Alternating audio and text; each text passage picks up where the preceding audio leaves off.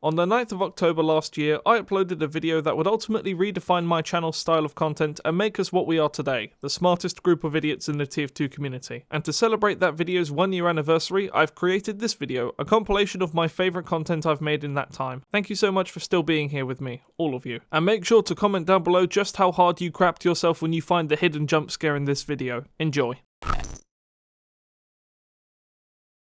The mercenaries are a huge part of what makes TF2 TF2. Everything from their movesets to their personalities have been so distinctly crafted to just be fun, and I love that. And funny enough, this has always kind of reminded me of Pokémon. Not just in the customizable matchups each Pokémon can have with each other, but also in that the designs of the actual Pokémon themselves are a core part of how they play out due to their typings. So, for a laugh, why don't we go through the TF2 roster and see what Pokémon types they'd be most likely to correlate with. When designating types, I am going to try and aim for dual types, however, if monotypes fit, then monotypes fit. And judging by that logic, I guess they all could just be seen as fighting steel, because they all are experienced in some form of combat and all use metal implements. But that's just kind of cheap, and I actually think some types fit some Mercs much better. So we'll cover the Mercs in no particular order, except I do want to start with Spy because, well, he's probably the reason you clicked on this video. I think Spy would be a Ghost Steel type, and there's more to my choice here than just this being an insanely cool combination. One of the main defining traits of Ghost Pokémon is that they are sneaky. Many Ghost Pokémon have the ability to disappear and reappear at will, often using these abilities to get up to no good. Such examples of this happening in the games can be seen in moves such as Phantom Force, where the user disappears on their first turn and then strikes the target on their next. Now I know very well what Spy can't do is teleport at will, and he certainly can't phase through matter at will, but what he does do is encompass many of the nature aspects that make a Ghost Pokémon a Ghost Pokémon. Not all Ghost Pokémon are necessarily ghosts, but they most all certainly have ghostly traits about them, and I think Spy fits this bill pretty well. Now for the other type, Steel. As I said earlier, I want to give the Steel typing out sparely, however I am going to make an exception for any class that specifically uses their melee weapons a lot more than others. I'm also willing to give out the typing if it synergizes really well with the other typing the Merc already has. And the idea of describing Spy as a ghostly man who uses a metal knife to take lives and then disappear fits very, very well. So I think Spy would be a Ghost Steel type, and I have way overtalked this section. Let's move on to the next one. Let's cover Pyro next, because I have a feeling this is going to be a pretty short one. So Pyro's first type is pretty obvious, I really don't need to explain that one. But in the effort of making this video interesting, I would also like to give Pyro the Fairy type. You see, Pyro doesn't know he's an arsonist, he's just delivering lollipops and bubbles to people in his eyes. Look at all this on screen right now and tell me this does not scream Fairy type. So Pyro gets the Fire and Fairy types, one type for what we see and one type for what he sees. So in any universe where I'd be giving out Pokemon types to these utter nutjobs, there is no way I would not be giving Soldier the Flying type. As an Englishman, my understanding of Americans is that they are all like this, and that Soldier was probably the first American. I don't know, I don't really care. But the rocket jump, in my opinion, is the single most iconic thing about TF2. Nothing else really comes close, and therefore it just makes so much sense for Soldier to be a flying type. Now the flying type is interesting because it's kind of made up of 4 different things. It encompasses moves that include the actual act of flying, wind or air in some capacity, physically having wings, and just birds. So whenever something is classed as the flying type, it normally comes under one of those 4 categories. And I think Soldier fits pretty cleanly into the actual act of flying category. Now for a secondary typing, I was debating on giving him Fire. You see, I've been thinking about how to handle the explosive classes because in the Pokemon world, explosive moves are either classed as Fire or normal types. When it comes to TF2, I think Fire would make a lot more sense, yet I don't really want to be too repetitive, so instead for Soldier, I'd like to propose that we give him the Fighting type. This man is a hard-hearted, cold-headed American. Fighting is what he does and fighting is what he enjoys. And so I think the Fighting type just fits a lot more than the Fire type. We'll cover Sniper next, and I'll be honest with you, I've got nothing. He's certainly not a fighting type kind of a man, and I don't really think his weapons and personality befit the Steel type. And whilst it would be pretty funny to call him a water type because of his use of Girardi, you know, it's a bit dumb. So in the end, I figured we'll just throw him a bone in the form of the normal type. I have a feeling this will be one of the more heavily contested choices in this video, but I also feel that Sniper's personality doesn't really befit many of the Pokemon types. Normally all of the oddball personality Pokemon get thrown the Dark type, but I don't really see that fitting for Sniper. So we'll call him a normal type for now and move on. Let's have another quick one and talk about Engineer. So there are two different ways we can take Engineer when talking about Pokemon types, and I'm gonna do them both. The first one is pretty obvious, Steel type. I feel Engineer's use of metal and sentry guns in combat befits the Steel type pretty well. But I would also like to give him another type. I'd like to give him the Psychic type. Engineer is a very, very intelligent man. He has 11 PhDs and builds fully automatic sentry guns via his granddad's blueprints. Radagon Conager was exposed to Australium and it made him an absolute superhuman when it comes to the mind, and I'm pretty sure some of that DNA would be in Engineer as well. So I feel the Psychic type really fits Engineer, probably more than the Steel type actually. But since we don't have to choose, we can just have both and move on to the next one. Let's talk about Medic next, because this was a bit of an interesting one. So for Medic, I thought this would be a pretty easy one. All I have to do is look up the Pokemon type with the most healing moves, and we'll give that to Medic. But if we do that, the two types with the most healing moves are Normal and Grass. So that would make Medic a Normal and Grass type. And that just, well, it would be pretty funny, but it doesn't feel right. I feel he has to have the Psychic type. But there are both 9 healing normal moves and 9 healing grass moves. So unfortunately, I think I have to fold. I think Medic is a normal grass type. I was genuinely expecting there to be more psychic healing moves, but apparently they're all just normal type. But hey, at least we did get one grass type. That's something I was not expecting to happen in this video. So we're down to our last 3 Mercs. And if you've made it this far into the video, could I ask you to check if you're subscribed, because chances are you might not be. And be sure to let me know down below what other kinds of games I could potentially take a look at the characters from to see if they fit any more Pokemon types. I'm thinking Persona might work, some of the Persona games, but I don't know. Anyway, let's move on to Heavy. The first type I want to give Heavy is Ground type. There's no other way I could really explain this one other than just, it feels right to me. Heavy is one of the Mercs with absolutely no mobility tech outside of a few weapons that increase his speed. He's not a fast man and he's not going anywhere anytime fast, and I just think that really fits the ground type. Now for a secondary typing, I think we should throw fighting in there just for good measure.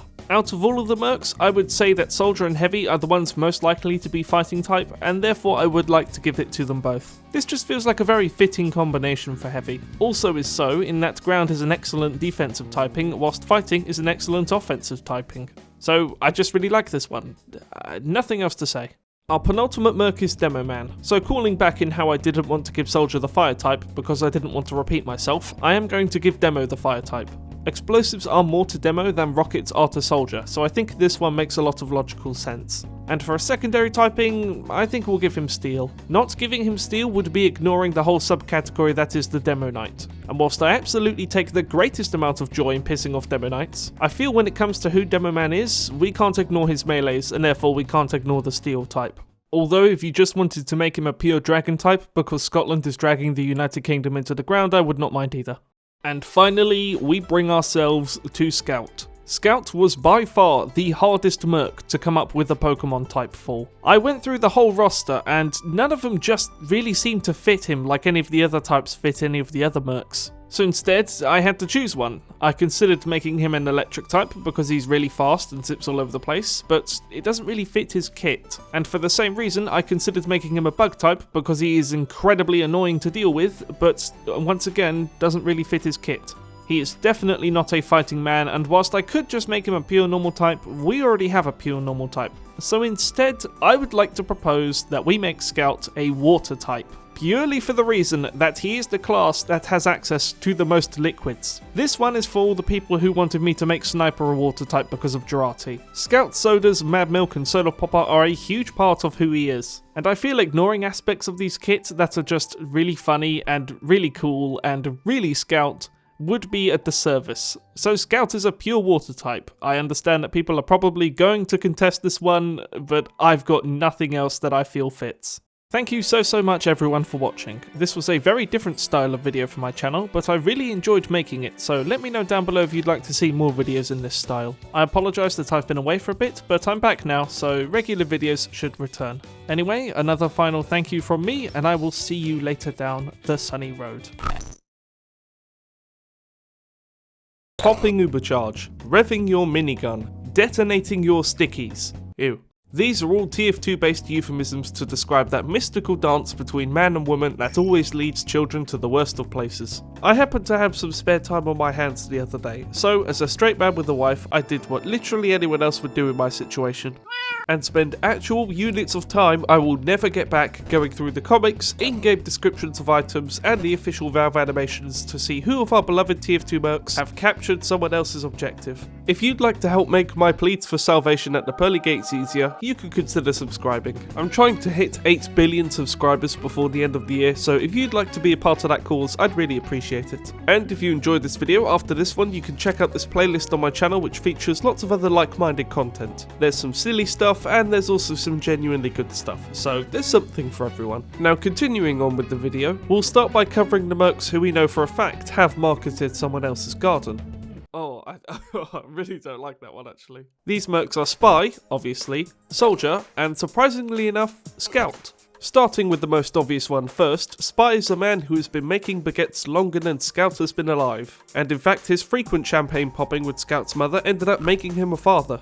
So there we are, Spy is our first winner in the game of Shag. And speaking of winners, let's move on to Soldier. So to my surprise, not a lot of people have really read the TF2 comics, and I guess it makes sense. If you go to play a shooting game, you go to play a shooting game, but I love the comics, I think they're great. And in the third installment in the overarching series called A Cold Day in Hell, we are introduced to Zana. Zana is one of Heavy's sisters, and is someone who has been trapped in a wooden cabin up in the mountains of Siberia ever since she was a young girl. So when Heavy brings Soldier, Pyro and Scouts back home with him, Zana sees Soldier and, well, rocket jumping ensues. And for the rest of the overarching series, it's played for jokes that their relationship is built on the fact that they're both completely insane and America exists. So yes, Soldier has a fiance, and also has plans to do this. So, oh hey, look, a transition, let's talk about Scout. So believe it or not, Scout Scattergun has seen more use than you'd think it would have. I mean, they do call him the Maker after all. In terms of definitive proof of Scout getting up to it, we have this one scene from Expiration Dates, which I'm just gonna play. No, I am great with girls. We both got buckets of chicken. You want to do it? Okay. But you... And that's all the proof we need, really. So, despite all his scoutness, his atomizer has had more than a few jumps. Which I guess makes sense because, you know, this meme. Now, as for our remaining Mercs, we have 2 left to talk about in tandem, and then the rest of them we have absolutely no evidence for one way or the other, so we're going to have to start making some guesses. And if you stick around long enough, I'll throw in some bonus characters from the comics and wider TF2 series as a whole at the end. But in order for me to do that, you see these numbers here? Fix them. Fix them. Fix these numbers! So the 2 Mercs we're going to talk about together are Demoman and Medic. Not a pairing you often see put together, yet when answering the question of who has popped ubercharge between these two, we have one domination voice line from Demo to take a look at. Dominated, and I've been shagging your wife! Haha! If what Demo is saying is not just a drunken rant, and is in fact true, that means that Medic has a wife, and Demo has been shagging her. I don't really know what to add to this. I so desperately want this to be true because that would be really, really funny. Yet we've had absolutely no mention of Medic's personal love life whatsoever, and Demo is always drunk, so this very well could just be the drunken ramblings of a Scotsman. But do you know what? If I just denied this as drunken ramblings, the sheer amount of hate I would have gotten would be absurd. So just for that, I'm counting this as canonical proof that Medic has a wife and that Demo has been doing you-know-what with her. I am so tired. So we are now left with the 4 Mercs we have absolutely no evidence to suggest one way or another have pushed the payload to its final objective. So we're going to have to guess whether they have or haven't purely based on their personalities. Let's start off with Sniper. So off the bat with Sniper, I'm going to tell you that I do not believe he has ever hitman someone else's heatmaker. That's even worse than the Market Garden one. And then I'm going to spend the rest of this section telling you why. So, as I literally just said, I don't think Sniper ever has. Now I understand being a probably late 40s man in the 70s and not doing something like that is quite unusual, but I have some evidence to back this up. Evidence of course coming in the form of his personality. We learn from the TF2 comic Blood in the Water that Sniper doesn't actually come from Australia and is in fact an adopted baby from New Zealand. We find this out at the same time as he does, and his reaction to finding out all of this seems to make a lot of sense to him. For example, he says he never really fit in with the other kids doing fistfights, instead choosing to jump up in trees and throw throw rocks at them. And he also says that he was never able to grow Australian-shaped chest hair. So it seems that even as a child, Sniper really was quite a loner. He never really felt like he fit in, and it seems others felt that about him as well. I feel these events eventually led him to become a sniper because even in the TF2 scene, he is quite distant from the other mercs, which fits his job pretty well. And it's because of his never fitting in with anyone else around him as a child, which led him to have quite a distant personality, which led him to be a sniper, a very solo job, that I don't believe he ever would have had the opportunity to sharpen his kukri. Again, middle-aged man in the 70s, he very well could have. But purely going off the evidence of his personality and the comics, I don't have anything to support that. So I am saying that Sniper is our first virgin. It only took us 5 minutes and 30 seconds to call a merc as such, but I believe Sniper is. And I also believe that it wouldn't really bother him one way or the other. Let's talk about NG next. So as I did with Sniper, I'm more likely to give the mark of the V card to the mercs who often spend a lot more time alone or away from other people. And Engineer is definitely a man who seems to spend a lot of time on his own tinkering with his own toys. Not only do we know that Engineer has an extensive educational background, but we also know that he currently spends most of his time making things. And if you fill in the gaps, that doesn't really seem to leave a lot of time for other things. So currently, the odds aren't looking in his favour, and they don't get any better when we take a look at the comics. NG rarely appears in the comics, but by far his most important appearances are those in the overarching story comics, where we learn that ever since the Mercs originally disbanded, Engineer has pretty much spent all of that time building life extender machines for the Administrator. That's about 6 months of just building his own contraptions, which I imagine he does a lot, which I imagine probably doesn't mean he has a lot of time for other things. And so I would like to declare that despite all of his century wrangling, I don't think the Engineer has ever been shown some southern hospitality. Again, like with Sniper, I just don't have any evidence to suggest that he ever has based on his personality, but we have a lot more evidence to suggest that he basically spends all of his time engineering, which you'd think after all of this time he'd be engineering his limit on, but again, doesn't really seem to bother him. And speaking about shorties, our penultimate character for the main Mercs is Pyro. So it is very well hinted at this point in time that Pyro is a woman, and it is just as hinted at that Pyro is probably sane, and in fact Pyro Vision itself is the problem, and I may or may not have a video on these two topics coming up in the future, you never know.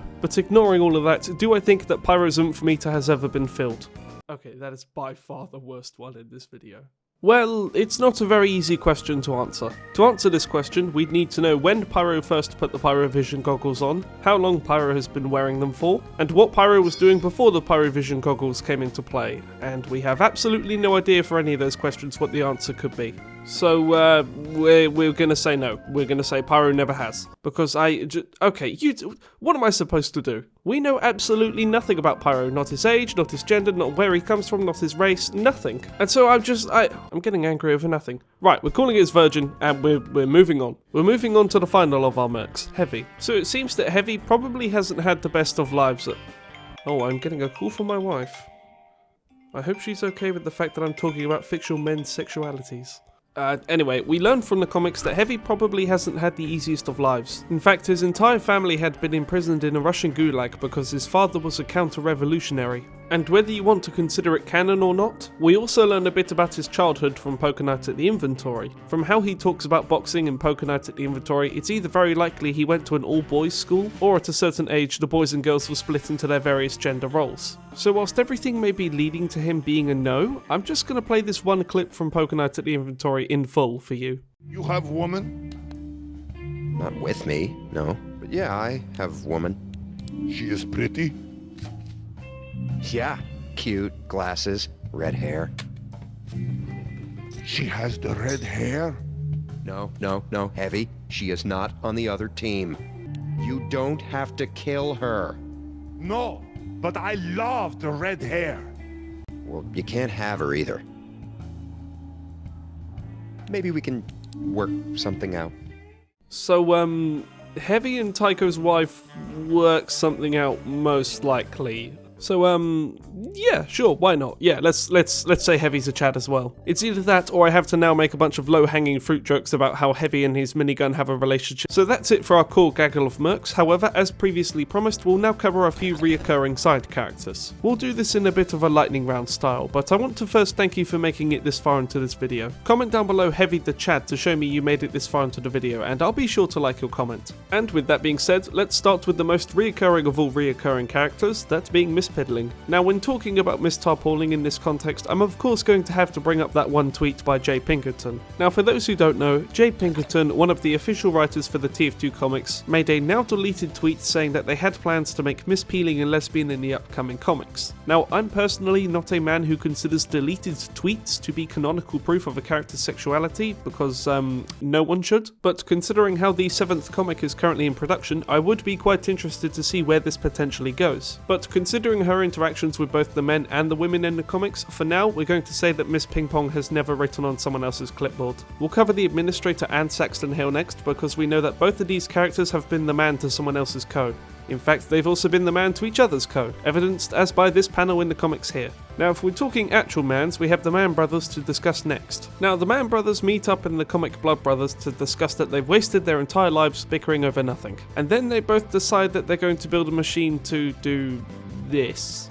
But of course they're killed before they have the chance. But just taking this as evidence, I think it's safe to assume that they haven't ever done anything with anyone before. And the last of the Mann brothers and the last of the characters we'll be covering today is Grey Man. And this is an easy one because he has a daughter. So we're just going to assume he has. And that's going to be all the characters we cover in this video. As you could probably tell, this was a video brought about by hours of missed sleep due to me being unwell. So I'm sorry if my voice sounded a little bit different in this video. But I've been working on this for so long that I'm starting to get better now. So whoop-de-doo. Anyway, I hope you enjoyed. One final thank you from me for watching, and I will see you later down the sunny road.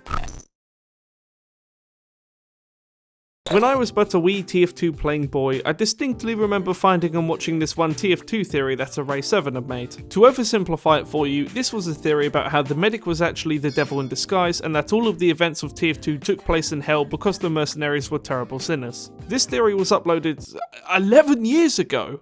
Damn, I need to go outside. And rang so true with young me that I instantly shared it to all of my buddies as if it was canon. I went back to watch it the other day and yeah, it's kind of awful. But there was one comment that Array 7 made during the video that I'm going to play for you now. And according to Dante, there are 9 circles to hell, just like there are 9 classes in the game. Another subtle hint. So there are 9 mercenaries in TF2 and 9 correlating circles to hell. So cue thumbnail. This is a fun one, as we'll basically just be taking a look at which personality trait will be the one to condemn each Merc to hell for all of eternity, so stick around, you'll have a good time. But on a quick irrelevant side note, I, as an Englishman, have never had a bag of Cheetos. This is true, we don't really get these over here very often. But I was speaking to the manager of my local small Tesco's, and he said that if I hit 8 billion subscribers before the end of the year, he will consider getting some shipped in. This is entirely true. So please subscribe so I can taste that greasy, cheesy deliciousness that everyone keeps talking about. And if you're interested, once you're done watching this, I have a whole other playlist on my channel of like-minded silly content which you can check out. So the 9 circles of hell are referenced in a poem written by a man called Dante Alighieri. In the poem, Dante is guided through the 9 circles he describes as making up hell as we know it. So each one of our mercs is going to belong to one of these circles. I'll explain how these circles work as we go along, but to get things started, why don't we talk about which merc belongs in the topmost layer, Limbo. So Limbo is a bit of an interesting layer in that it's not necessarily hell as you'd envision it. The characteristics of Limbo are that it's basically just normal Earth, except no one can die and everyone knows that they are in limbo. So the eternal punishment is knowing the fact that you can't die and you are indeed in limbo. So out of the 9 sick bastards we have to talk about today, which one most deserves to be in limbo forever?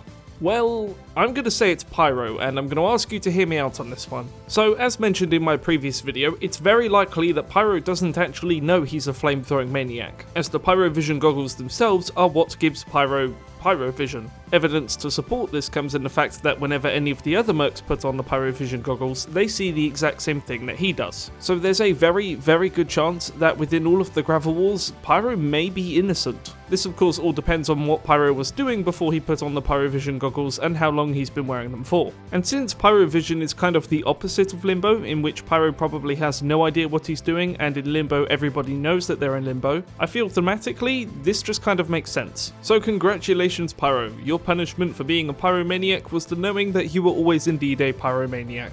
The next circle is the Circle of Lust, and, well, we all know who's going here. The Circle of Lust is where people go who have committed sexual crimes, and the eternal punishment here is constantly being blown about by really strong winds. This circle plays upon the idea that those who spend their entire lives being blown about by lust will spend the rest of eternity being blown about. And, well, if that doesn't sound like Scout, then I don't know what does. Now, sexual crimes is a bit of a stretch because we don't really know what Scout has gotten up to in his spare time, but if you want to take both the description and the name of the track Terrorizer literally as an example, then I think we can confidently say that Scout is a man who has been blown about by lust. So blown about he shall be forever. How fitting.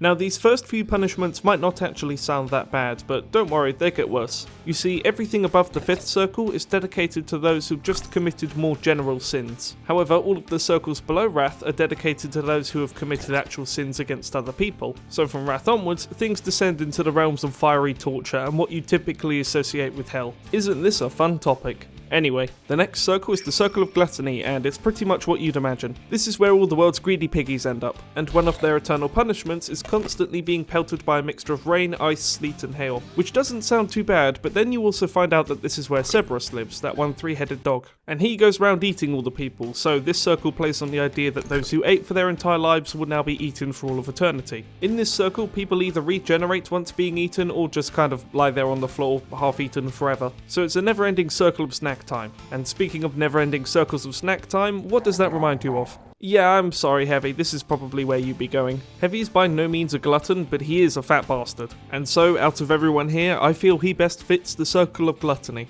It might not all be bad news for Heavy though. I mean, we've seen him tame dogs in the comics with food before, so maybe he could do the same with Cerberus. You never know.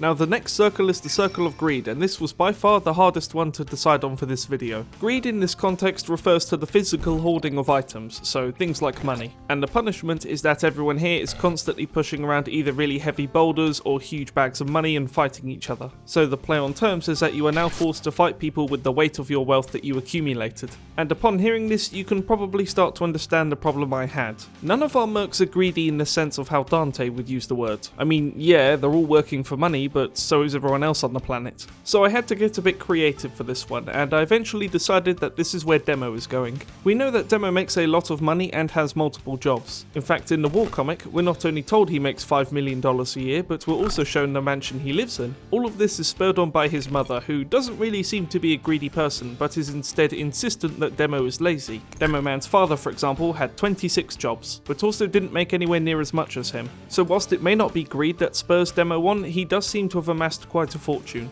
And if we were to take a look at the item description for the liquor locker, it seems his plans are to drink that fortune. So there you go, hopefully that convinced you of something somehow. The final circle before we descend into the real belly of the beast is the Circle of Wrath. Now, wrath in this context is used a bit differently to how you probably understand it, as it's not really just a circle for violence, but it's a circle dedicated to all those who are just unnecessarily angry, grumpy, or constantly talked bad about others all the time. The punishment here is that the entire circle is one big muddy swamp, and everyone in it is either choking on their own rage or fighting with each other. So yeah, in case you misunderstood, there is a specific circle of hell, according to Dante, that is dedicated to those who are just mean, angry, or grumpy all the time. So we're putting Sniper in here. Sniper is one grumpy bastard. I don't know who pissed in his dinner, but actually tell you what, it was probably himself. But he just seems to have it out for everything and everyone. Whenever you get a kill with him, he's always muttering under his breath, he doesn't really seem to like any of the other mercs at all, and he always prides himself on being a professional, despite the fact he is always throwing jars of his own pee. So well done, Sniper. If there was ever a circle in Dante's poem designed specifically around you, it will be this one tenfold. And now, my friends, we have to talk about the lower circles. Things that will get you sent to one of these circles include everything from crimes against God to fraud, so that's fun. But before we cover any of that, you see these numbers here?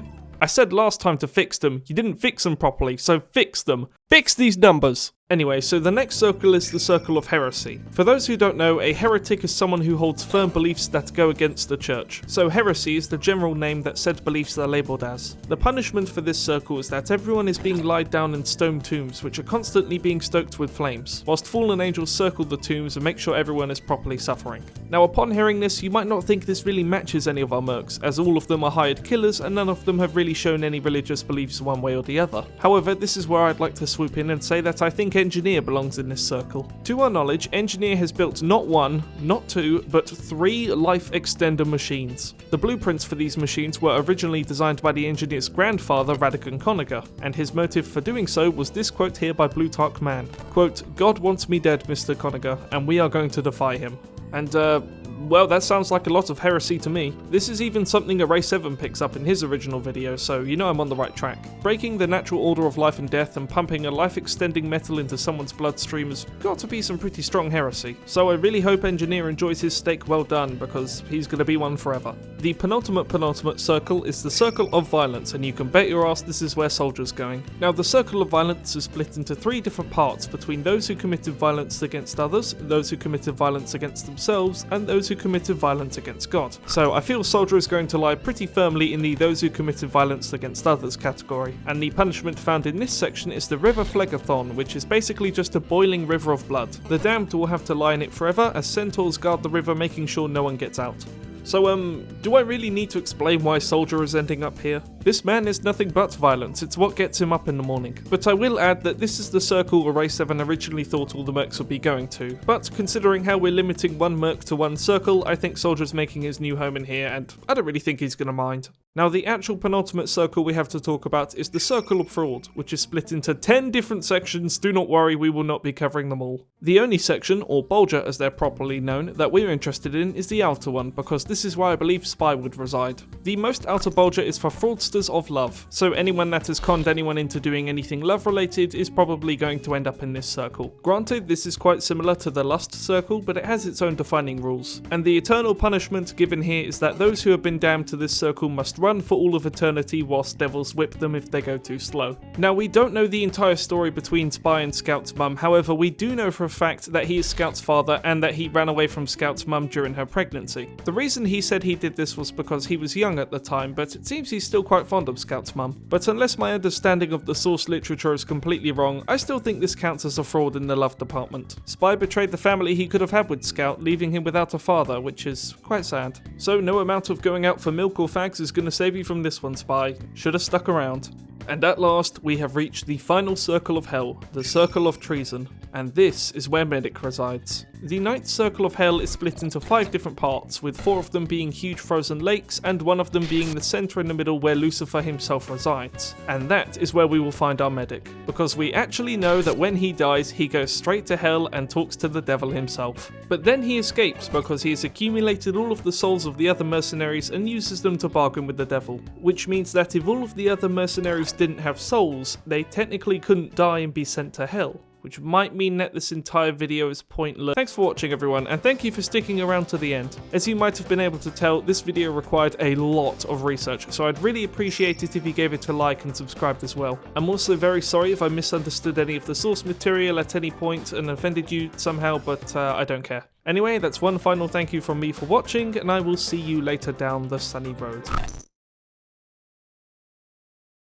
So, as the inevitable heat death of the universe draws ever closer, so does the inevitable heat death of all of our favourite mercenaries. Which is a shame, actually, because I might not have told you, but I really like these guys. So, in this video, I thought it might be a funny idea to sit down and take a look at how I think, realistically, each Merc would meet their end. And if you stick around long enough, maybe I'll throw in some bonus characters at the end, because people like when I do that. There aren't really any rules or tribulations that I'm following for this, it pretty much just comes down to this is how I think this mercenary is going to die, and this is how I think they're going to get into that situation. So I think this is going to be a pretty fun one. And speaking of pretty, my wife. And speaking of fun, you should subscribe because she'd really like me to hit 9 billion subscribers before the end of the year. And once you're finished with this video, you can check out this other playlist on my channel which features a whole bunch of like-minded content. Because it turns out, TF2 is pretty fun to talk about in a silly way when there's not some 26-plus-year-old hairy man yelling in your ear about how much better it used to be. Let's start off this list with Demo Man, because I think this is probably the easiest one to ascertain. I think Demo is going to meet his end at the end of a bottle. Liver failure is a powerful thing. It's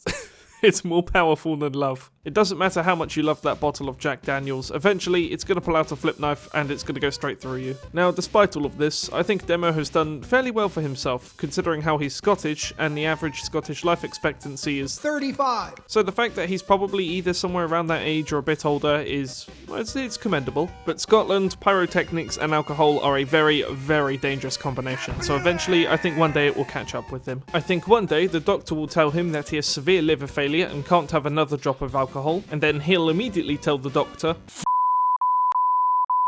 then he'll immediately take another sip and die.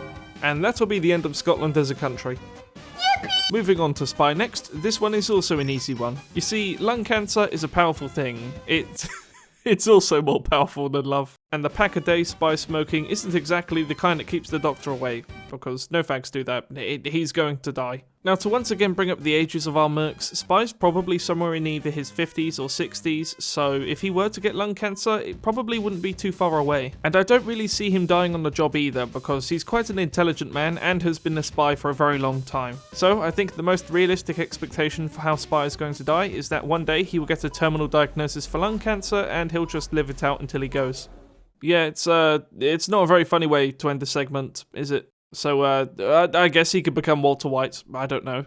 Now, we'll talk about Soldier in a moment, because I want to take said moment to thank some of you. As to those who don't know, I recently launched my Patreon and YouTube membership service to shockingly good success, actually. And I'm very grateful, thank you very much. So, if you're someone who's interested in exclusive content like behind-the-scenes breakdowns and new videos, along with early access to videos, Discord roles, all of the good stuff, then you can check out my Patreon and YouTube membership service pinned in the comments below. And yes, in case you were wondering, that is what Patreon's logo looks like these days. They ditched their really cool orange colour scheme and just took the letter P and increased the border on it until it looked like this, which is an inspired choice. Anyway, now we get to talk about Soldier. So, Soldier is a bit of a weird one because this is a man who has the TF2 equivalent of God and anime on his side. Everything just kind of either works or goes right for him, and I was very tempted to just say that he'll live forever out of sheer dumb luck. But if I have to be incredibly realistic about things, I think Soldier will perish due to lead poisoning. It was revealed in one of the earlier comics that the entire town of Two Fort has been poisoned with lead via the water supply, and Soldier is one of the only Mercs who doesn't drink the bottled water that they give them. And the fact that he's made it as far as he has in life currently is testament to the power of the TF2 equivalent of God and anime. However, in the TF2 comics, they explain that lead poisoning is the reason why the entire town of Two Fort is entirely stupid. And I will be dead honest with you, that's not a million miles off how lead poisoning actually works, as a build-up of lead in the body can cause certain organs to shut down or stop functioning properly,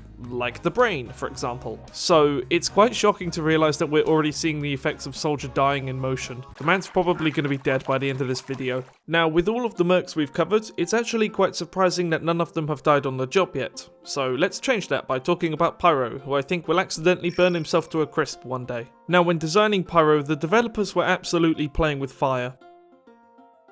Pyro's flame retardant suit might be flame retardant, but through my own antics, I've found out that most flame retardant things are not fireproof. And considering how Pyro is Pyro, I think it's very likely one day he'd just walk into a barn on a mission, decide to set it on fire, and just kind of sit in it. Which is probably not a good thing to do when you have 10 gallons of compressed gas on your back.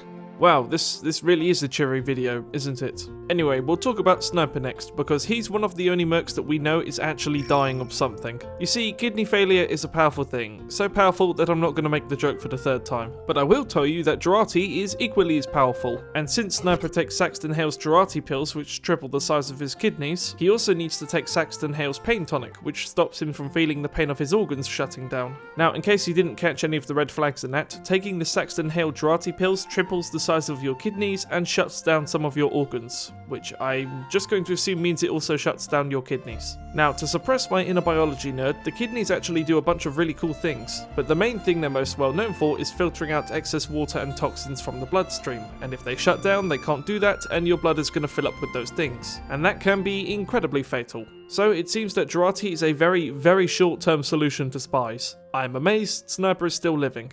Now, speaking of organ failure, let's talk about Medic next, because I actually think he's going to die of something pretty similar. So Medic has a big interest in all sorts of exotic animal organs. In fact, the main thing he did with the TF Classic team was basically just sew exotic animal organs into them. And so I think it is very, very likely at some point in the future when he notices he's starting to age and things are starting to fail, that he will try to do surgery on himself. And he'll probably give himself, I don't know, 13 whale bladders or something like that. And organ rejection is a very real thing for the human body, and so I ultimately think that Medic is going to have the worst death on this list. I think he's going to die a Frankenstein's monster of his own creation. I never told you this was going to be a happy video, but something I did tell you 2 months ago was to fix these numbers. And you know what? To your credit, you did fix them slightly, so well done. But slightly isn't fixed, so fix them.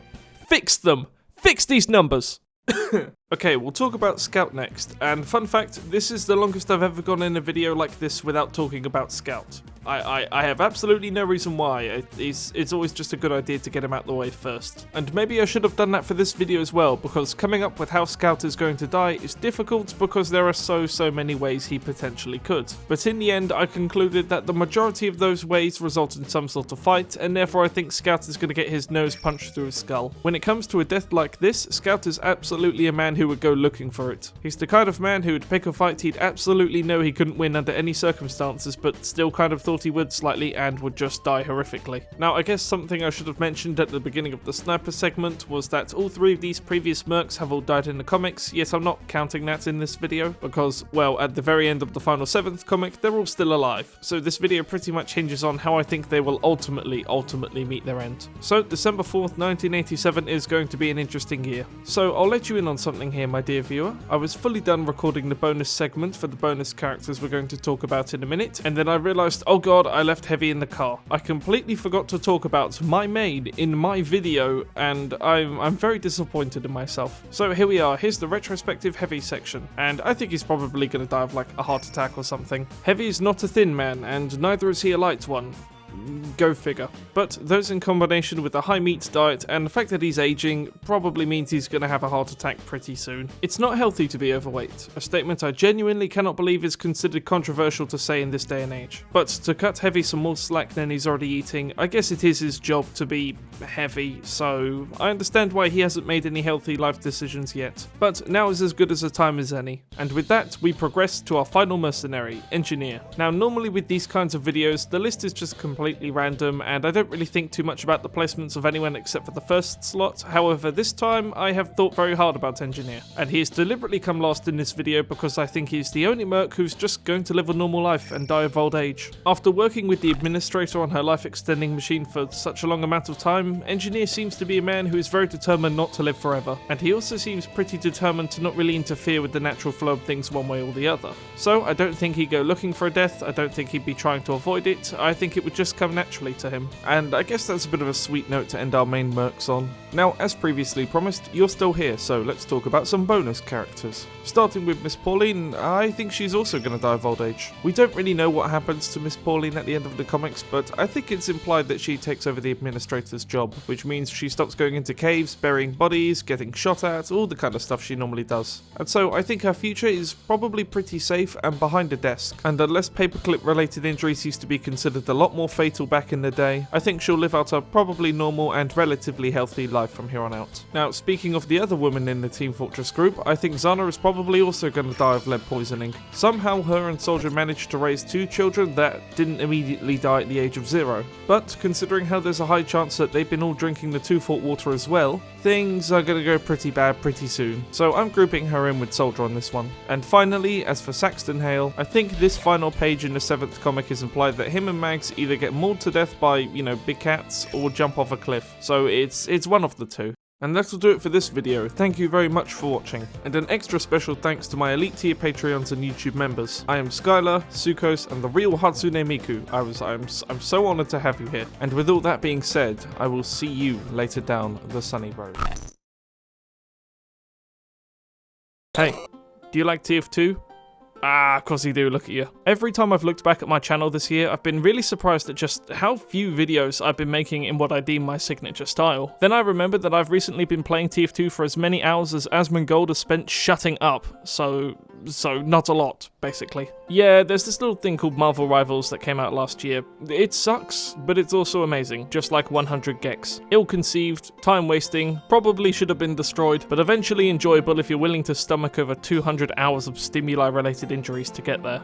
Where am I going with this?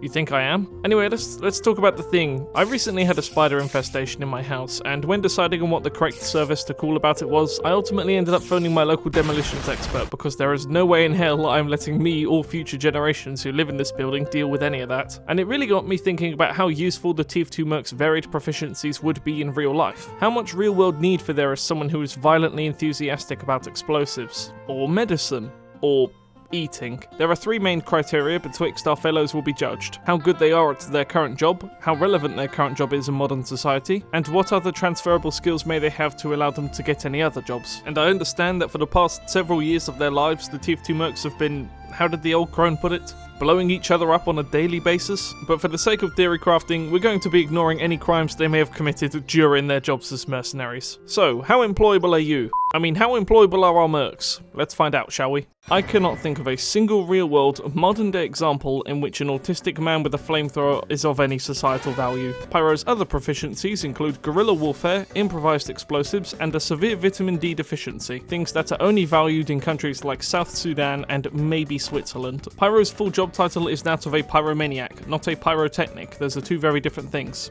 Also, I've been told. As a great man once said, one is a job and the other isn't. Now, to Pyro's credit, I do believe pyrotechnics and a controlled understanding of explosives are definitely within that dashcon ball pit he calls a brain, and so is being the CEO of an investing company apparently. However, so is arson, and arson around on the job as a pyrotechnician or anything else is going to land you a career as a prison wife. Something I wouldn't recommend from a personal eye-opening experience. Thank you very much for serving whatever cause you thought you were believing in, Pyro. Now please never do it again. There will be two different types of reactions to Medic being so far down on the list: those who completely understand and those who are wrong. Here, my friends, is the recipe for making a completely unemployable doctor. You start with 150 grams of homicide, add 250 milliliters of malpractice, one large cracked skull, a pinch of murder, remove the skull and replace it with concrete, add 450 grams of hate, 185 pounds of World War II jokes, and 2 teaspoons of salt. Mix well using the elbow of a former patient. Medic's medical past is conflicting, to say the least. In Meet the Medic, he tells the story of how he lost his medical license, yet in other official sources it says he never had one to begin with.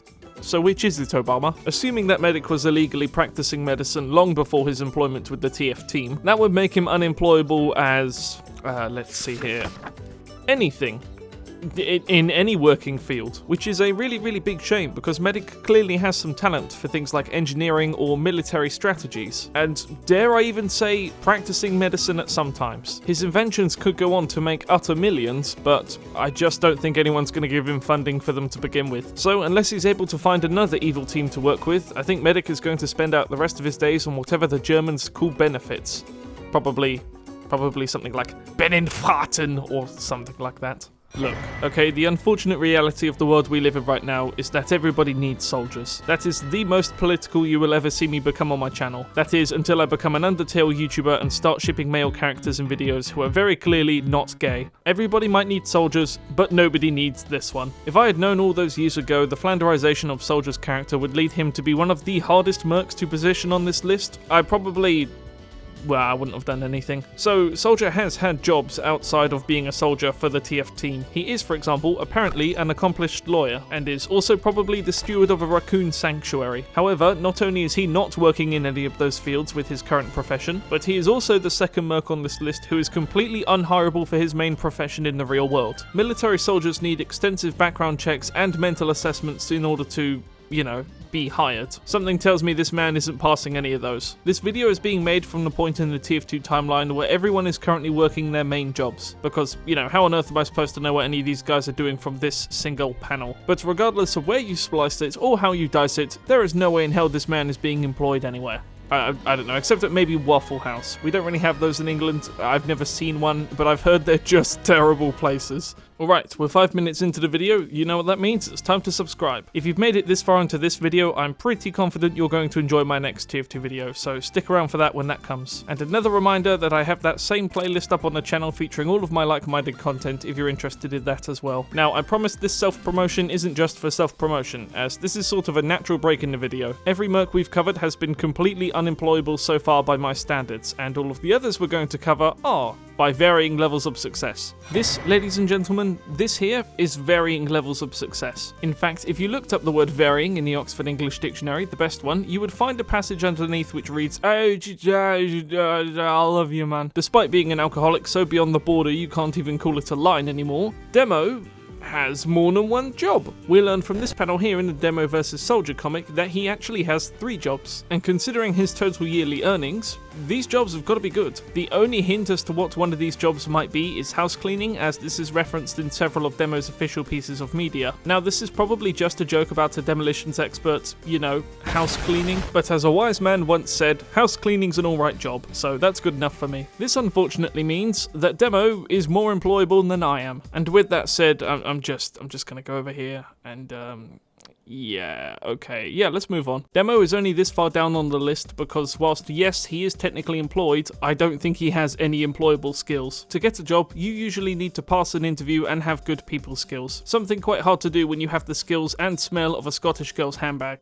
Actually, you know what? That's another strike on the board. I'm constantly dragging my feet to find literally anything positive to say about Scout in any of my videos, to the point where my feet look like I've just come out of an 8-hour shift at the sandpaper factory. Making fun of Scout is as easy as prick. There are people on the internet who have made careers out of making fun of Scout. But with that said, I have to give him credit where it's due. There are a myriad of jobs Scout could turn his hand to, more so than anyone else on this list so far anyway. Being healthy, young and male are very desirable traits for working in the modern day, and Scout isn't exactly one who yearns, so I have a feeling he'd be pretty fine doing any job. What he lacks in people skills, he makes up for always being on time and having a positive attitude. I can see him doing literally anything from being a PE teacher to working a fast food job. And you know everyone else on this list has been terrible so far when the most employable guy we've covered could work a fast food job stably, all whilst having the nuance and relevance of modern day Jax films.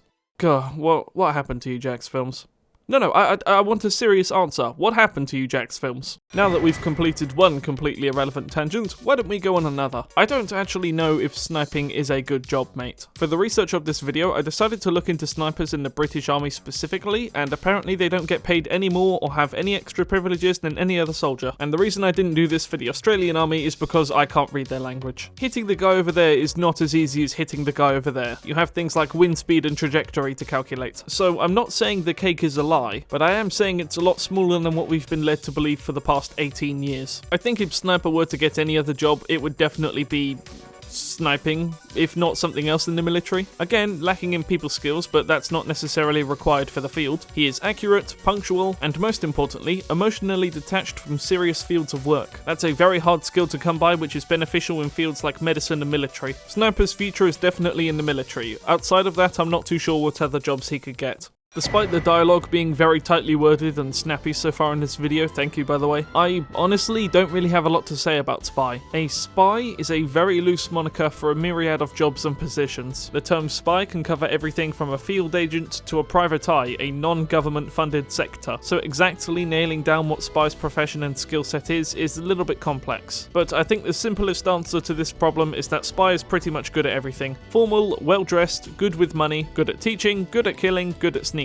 There really isn't a lot he can do, and the jump between spy and sniper on this list is pretty huge. The jobs I could see him doing and the jobs he could see him doing are probably quite different. I mentioned he's good at teaching earlier, and this comes from the expiration date short. The only problem in his plan was Scout is a bad student, but I highly doubt he'd settle for anything teaching related, as large organisations are what he tends to go for. Overall, almost the right man for any situation you throw him into. Accounting, teaching, money laundering, just not babysitting. Heavy weapons, weighted artillery, hefty firearms. Substantial gunnery. It is shocking what a PhD in literature will get you in terms of work. I'm sure everybody and their dead cat twice removed knows this by now, but in Pokénight at the Inventory, we learned that Heavy went to college and has a PhD in Russian literature, which is the equivalent of saying you're the Severus of book guarding, but never mind. With this in one hand and a gun in the other, I can't think of many fields of work Heavy would be turned away from. Scientific fields of research and history, high-level teaching, military service, even engineering maybe. He may not be the best with children, he may not be the best at reading the room, but autism be damned, my boy can grill. The Oxford Dictionary defines anticlimactic as a disappointing end to an exciting or impressive series of events, whereas throughout making all of these videos, I've learnt the real definition of anticlimactic is this guy. NG is just good at everything. Technical genius, the sanity to understand his place in the world, advanced medical knowledge, and having 11 PhDs, of which I'd assume at least 8 are specifically in making me cry. Okay, I'm not sad to admit that I'm jealous of his education. Someone once told me this channel has spunk. He said it has a lot of it.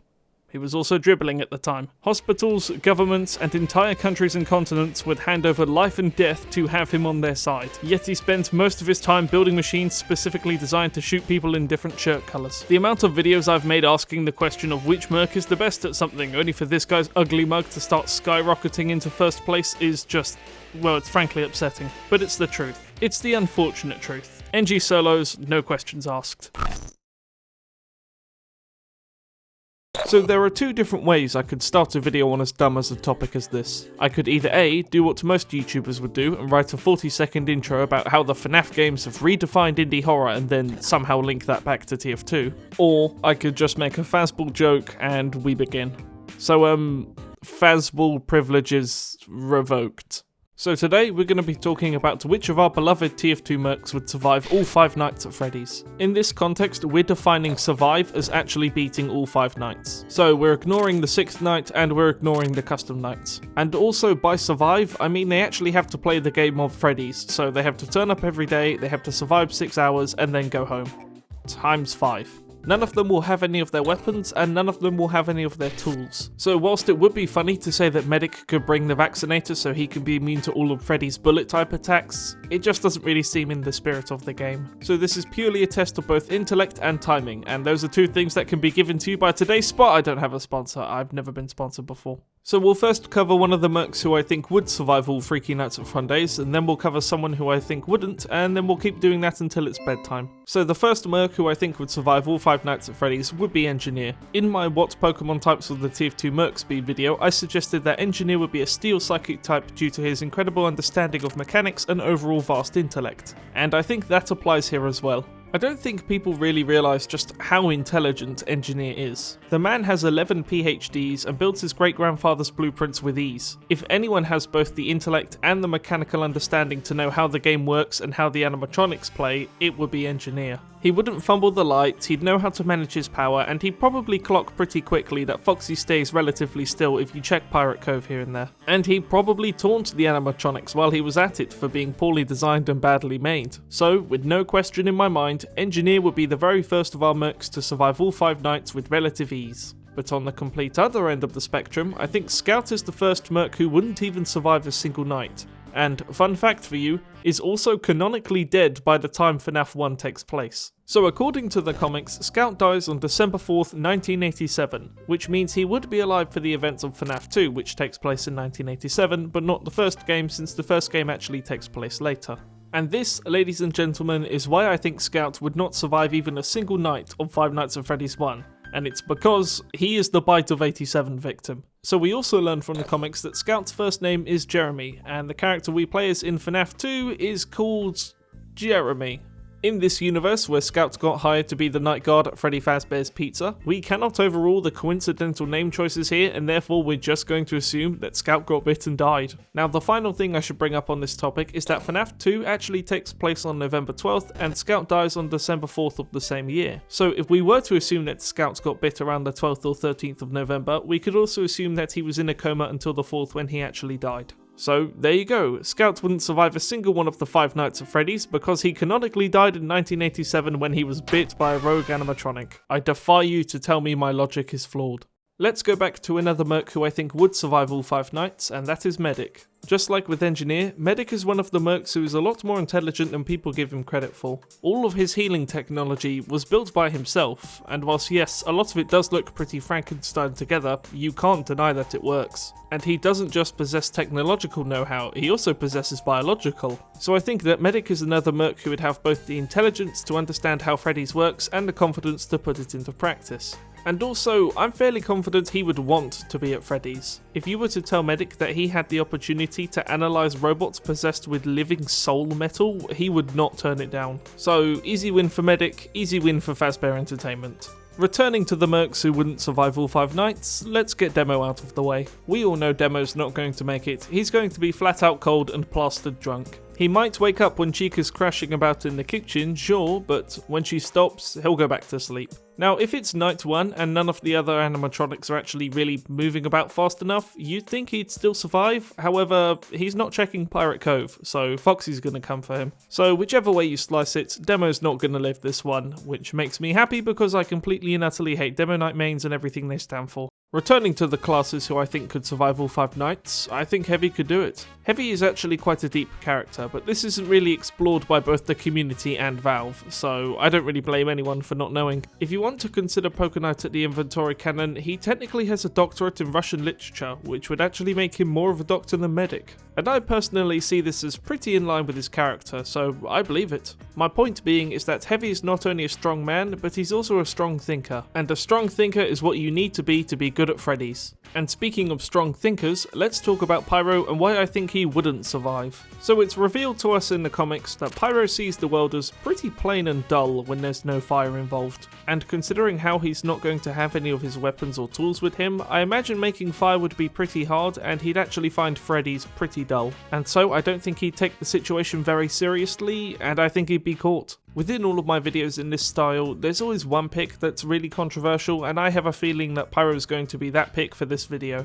If you want to say that Freddy's is close enough to Pyroland to the point where Pyro would end up getting along with the animatronics, you could say that. But the way I see it, there's going to be no fire, so Pyro's not going to see things like that. Again, if Pyro could burn Freddy's to the ground, he would survive, however, that's not allowed within our rule set, so he's probably not going to make it. Okay, we have 3 Mercs left to cover, so would it be cheeky of me to take a small intermission to ask you to subscribe? I'm trying to hit 8 billion subscribers before the end of the year, so if you could subscribe, it would really help me out and I'd really appreciate it. And if you're enjoying this video so far, I have a whole other playlist on my channel of like-minded content to this, which you might also enjoy. But anyway, thank you for your time, and let's cover the next Merc who I think would survive, and that is Spy. I stand by my decision to not allow any of the Mercs to bring any of their tools or weapons with them, otherwise Spy would just bring the cloak and dagger and sit there in the office until daytime. And yes, I understand it would be funny to say he could disguise as the animatronics, which technically he probably could, but it just wouldn't seem in the spirit of the game. And even with those limitations in play, I still think Spy has a pretty good shot. He's a very independent man, and probably quite an intelligent one at that.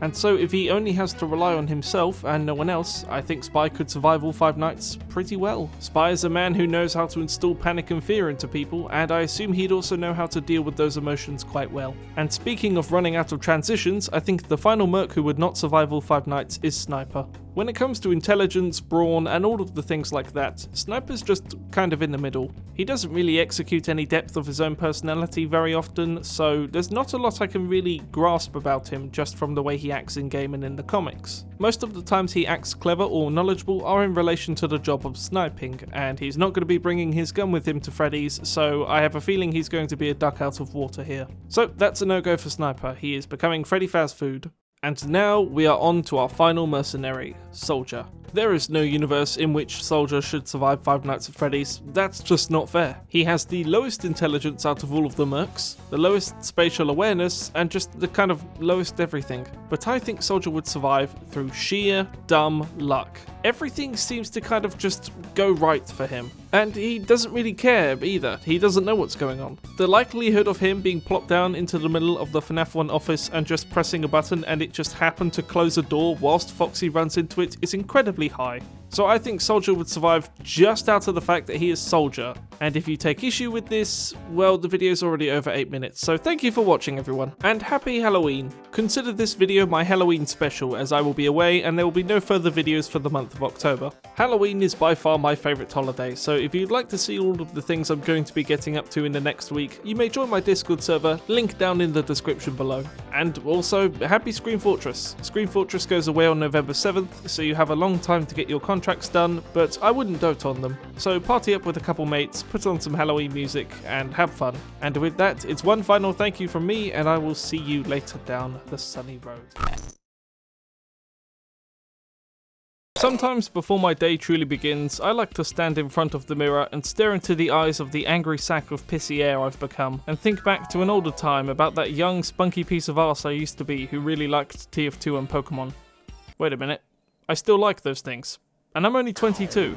And why does this bathroom look like an IKEA display unit? Point being, just like me, any shred of creativity the Pokemon games had left they are currently clinging to with a used PP up and a goddamn dream. So why don't we give this topic the LQ treatment, the home of 2025 challenge pissing, by talking about what the TF2 Mercs would be like as Pokemon gym leaders. Pretty simple rules for this video. I'm trying to keep my intros under 40 seconds these days, goddammit. We're going to start off by covering the Merc who I think would be the first gym leader to appear in a game and therefore is going to have the weakest team, and by finishing on the Merc who would have the strongest team and would be the final gym leader you fight before the Champions Row. Now, one thing the non-glazy eye amongst you might have picked up on is that there are typically 8 gym leaders per Pokemon game and we have 9 Mercs to deal with. So to fix this issue, 2 of our Mercs are going to be partaking in a double battle. Place your bets down below for who they're going to be. I will heart the first comment to get it right. So let's start out with the cheekiest of our trainers and then go from there. Scout would be the first Pokemon gym leader you'd encounter in the region of New Mexico. I didn't really think that one out. And he would most definitely be a flying type gym leader. I know in the Pokemon video I made a long while ago, I called him a water type because, well...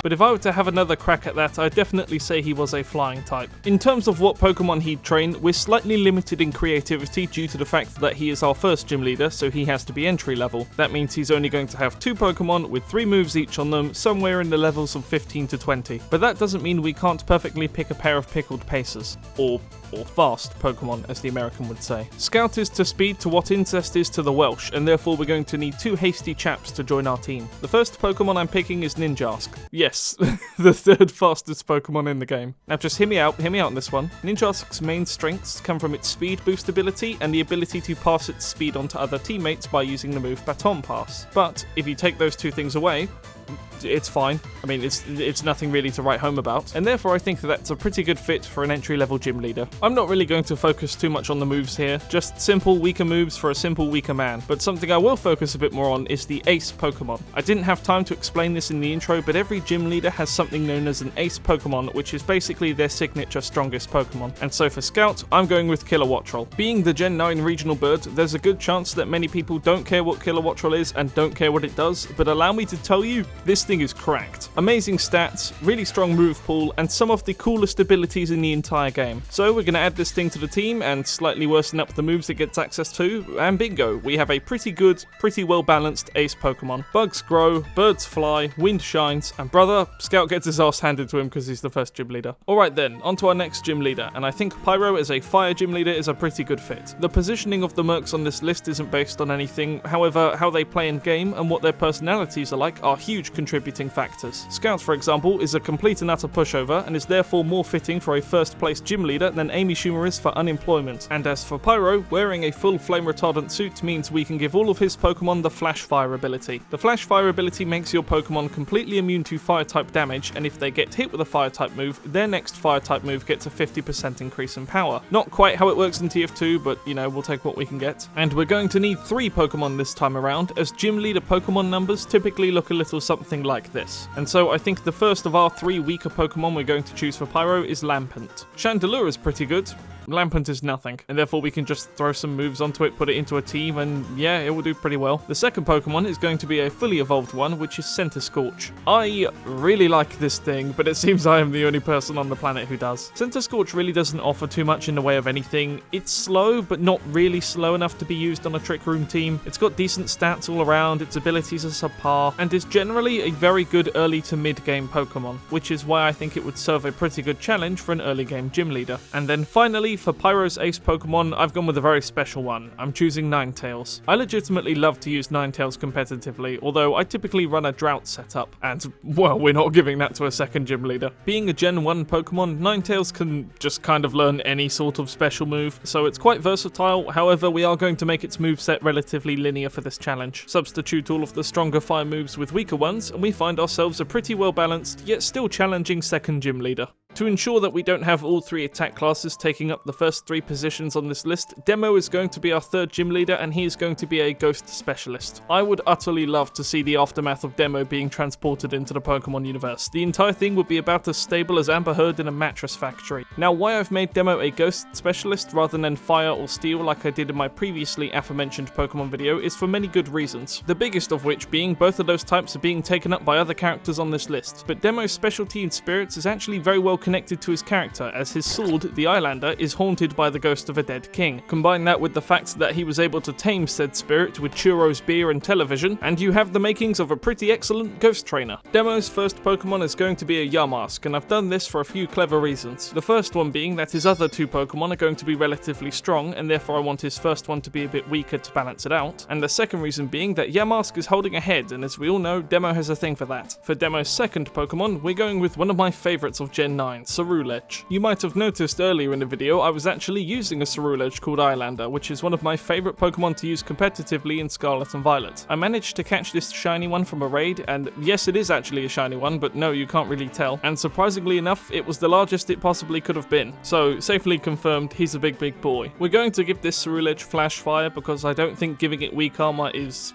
fair, and we'll throw on some weaker moves as well because this thing's 125 attack can really pack some punches. You might have noticed that we're mostly basing Demo's Pokemon loadout on weapons like the Eyelander, and well, if you haven't noticed that, rewatch the entire segment. And this trend doesn't stop as we move into Demo's ace Pokemon, which I think would most definitely be an Aegislash. Sword and shield you might say, this Pokemon has everything that Demo aspires to be as a ghost trainer. By including both Aegislash and Cerulege, we actually include Demo's other types of fire and steel from the previous video, so I think ultimately everything's wrapped up in a pretty neat bow here. Aegislash is going to have its signature move, however the rest of its moves are going to be pretty weak to compensate because, well, this thing is even worse than Cerulege. And thus we have a significant jump in power from Pyro, but still a pretty balanced gym leader fight. Now those of you who saw the previous edition in this series of me combining shooting games with Pokemon types, which is surprisingly successful, you will be familiar with Mr. Fresh, my competitively viable Galarian Slowbro fat enough to tank earthquakes from a Groudon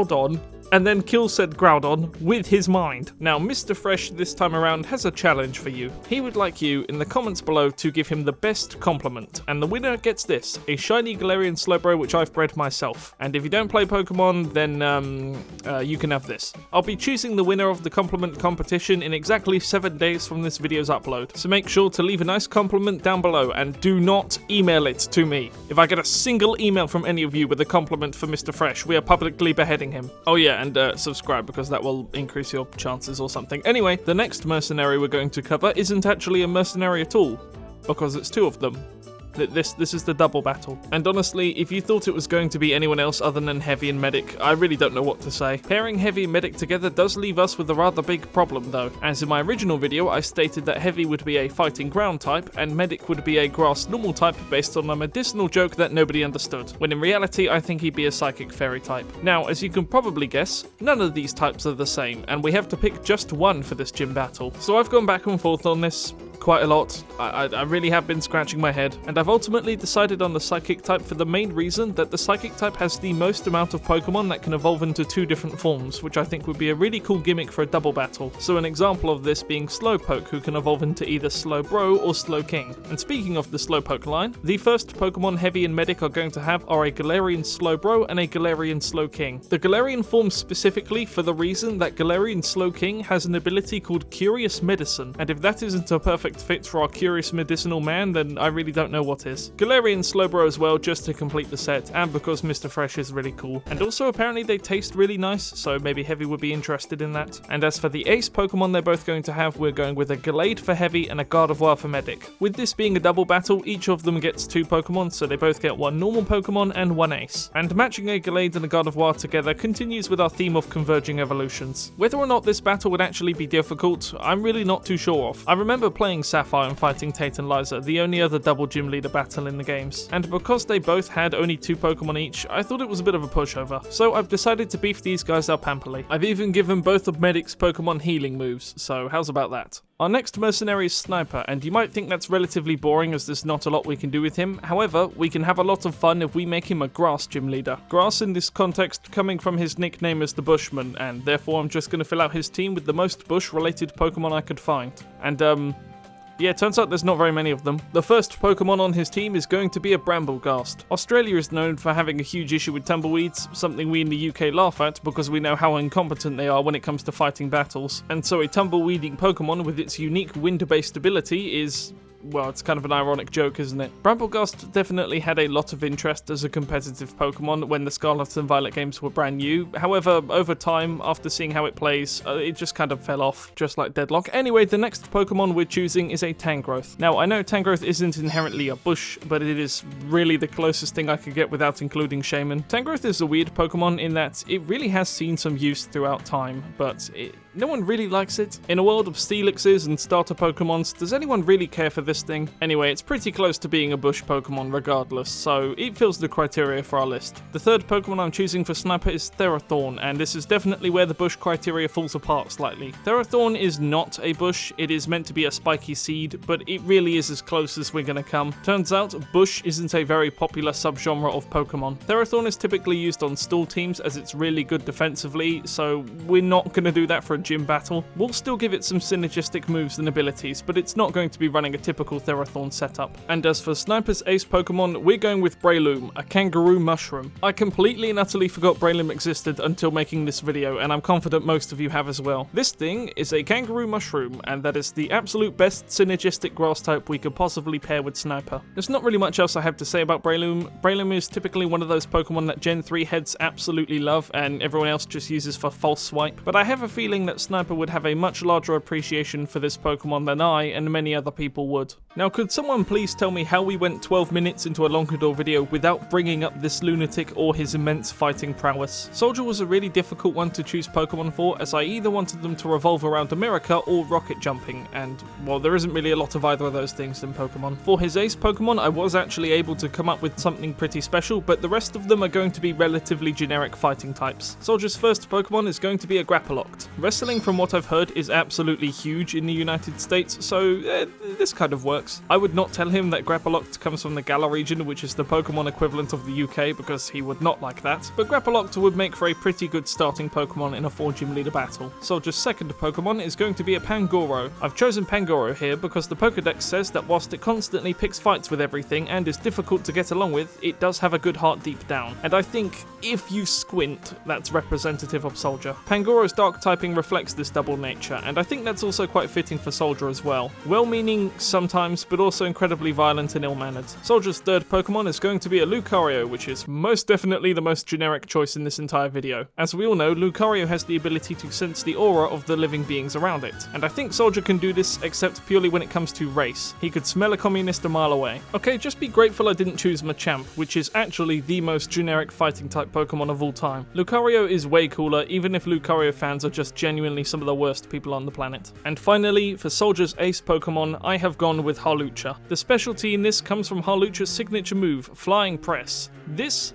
to my knowledge, is the closest thing in the Pokemon world to a market garden. Flying Press is the only Pokemon move in the entire game that has 2 types attached to it, being fighting and flying, which coincidentally were the same types I gave Soldier in my previous video. The only thing this move is missing to be utterly perfect for Soldier is an increased chance to crit, but then again, if it could do that, it would be one of the absolute best moves in the entire game. So here is what Soldier's team would look like. I think I've done pretty well for what I had. I'm especially proud of the Hawlucha bit, but unfortunately there are just no explosive jumping based Pokemon, because that is even more niche of a topic than bush based Pokemon. Spy, however, is a much easier man to build a Pokemon team around, and with the Ghost type already being taken up on this list, the Dark type is here to stay. Spy is a sleek, sharp dressing, efficient assassin, and his Pokemon are going to reflect this. And I am especially proud of his ace Pokemon, which is probably the most fitting ace Pokemon on the entire list. Spy's first Pokemon is going to be Liepard, a Pokemon that is actually hated by a very small subsection of competitive players. Long story story short, this thing had cheese. In the modern day, however, Liepard is a very neglected and rightfully so Pokemon just because it's not very interesting. It does, however, fit the criteria I've laid out for Spy's Pokemon quite nicely. Small blessings are small blessings after all. Spy's second Pokemon is going to be an Umbreon. We all knew an Eevee would feature somewhere on this list, and I think it's just most fitting for Umbreon to be here. Umbreon is one of the evolutions I've just never really cared for, yet seems to be one of the much more popular ones, and I think with its sleek design and unique move pool, it's a pretty fitting Pokemon for this list. Now this next one is a bit more personal, as I would be completely remiss if I didn't include my King Weavile anywhere on this list. Weavile is just great. It's by no means my favourite Pokemon, but every single game I've played, and every single game I've played competitively, I have had a Weavile. The pinnacle of a glass cannon Pokemon done perfectly. And I think a Pokemon like that, in tandem with a much more tanky Pokemon like Umbreon, would be pretty difficult for a gym leader of this level. And finally, for Spy's fourth Pokemon, his ace, I have chosen Zoroark. Illusion is just a Spy disguise ability. There's no getting around it. This synergy is absolutely perfect. Now I know how Zoroark works kind of conflicts having a last Pokemon be your ace in a gym leader battle, but we're just going to bend how this ability works slightly for the sake of hypothetics. A Pokemon with some incredibly strong attacks but is rendered utterly defenseless when its disguise is broken. Sound familiar? Spy's team is overall one of my favourite teams we've put together for this list. Really strong, really well balanced, and ultimately really synergistic. And finally, we make it to the last gym leader of the video, and of course it's going to be Engineer with the Steel type. Not the Electric type. I am so tired of having that comment. I will make Engineer an Electric type when he gets an electric meter in-game. It really does suck how good Engineer is at absolutely everything, because these videos are starting to become relatively predictable as a result. Another tally to the board, my dear Byleth. And so, because of Engineer's technical mastery, all of his Pokemon are going to be mechanical inanimate objects. Like, for example, his first Pokemon, which is going to be a Klinklang. Gears and Cogs are to Engineer what Gas and Passing is to Pyro, and therefore Klinklang is a very fitting Pokemon. I don't really have much else to say about it. I utterly do not care about this thing under any circumstances, but I feel Engineer will show it a lot more love than I would. Engineer's second Pokemon would be a Revavroom. Car engines are about as mechanical as you can get. I mean, what is a Sentry if not just a 16-cylinder killing machine? And I really want to say I like the idea of Engineer physically fixing his Pokemon if anything goes wrong with them. I think that's really sweet. Overall, Revavroom is a solid choice. For his third Pokemon, I'm choosing Magnezone, the original metallic mechanical object Pokemon, or at least part of the line anyway. It's always been really surprising to me just how much use Magnezone has had in the competitive scene over the years. I really like Magnemite, but I actively dislike this thing quite a lot, but you really can't deny how versatile it is. Something I feel NG would appreciate greatly. And the fourth, final, and Engineer's ace Pokemon of this entire video is our Chaladon. Oh, what's that? It's not inanimate enough for you? Well, that's actually funny, because this entire video was actually disguised for me to talk about how much I love our Chaladon and how much you should as well. This thing is cracked. Stats stronger than a pseudo-legendary, awesome move pool, one of the best typings in the game, if not the second best typing in the game, and a signature move so cool they had to make it a different type to the Pokemon itself just to balance it out. This weird stapler dinosaur taser bridge dragon is one of the best Pokemon ever added to the game, and I will die on that hill. It's in my top 5 favourites. I love this thing, Engineer would love this thing, and you should love this thing too. Thank you so much, ladies and gentlemen, for watching. A longer version of this video, including the Elite Four and the champion of this region, will be found on my Patreon and YouTube memberships. My name has been Lon'qudor, it still is, and I hope your whole family has a wonderful Christmas. So I'm at the point where I describe my process of making these videos to, let's say I cooked you a wonderful TF2 dinner. You know, I prepared the Engineer secondaries the way you like them, I picked out only the best of Mediguns at the farmer's market, and I know you don't like short stops, but I cooked them really nicely, so could you just try them for me to make me happy? Anyway, you, the commenter, come in, you see my wonderful spread I have prepared for you, look me in the eye, and then just instantly go to the big bowl of mashed what X amount of years without an update does to a man, and start eating it with your fists. I'm not really going anywhere with this. Anyway, today we're going to be talking about who of our TF2 Mercs could do each other's jobs the best. So, in case you have absolutely no clue what I mean by that, let's take Spy as an example and say that he has to swap jobs with one of the other Mercs. We'll take a look at Spy's job description, his personality, and his moveset in game to see who else's job I think he'd be best suited to fill. And then we'll simply keep doing that with all of the other Mercs until we can return to that 5-star dinner I prepared for you. So I guess we should talk about Spy first, as I did use him as an example. As a spy, Spy's job is to gain intelligence from the enemy undetected from within. And if we take a look at his in-game kit, we see this reflected quite nicely, as he has several tools that allow him to move about the battlements undetected. Although that's only one half of his job, as the other half involves picking off key targets within the enemy's defences. And he's also one of the more aloof mercs, a personality trait that works in tandem quite well with his occupation. So with all this being said, who out of the remaining 8 festive fellows do I think Spy could fill the shoes of best?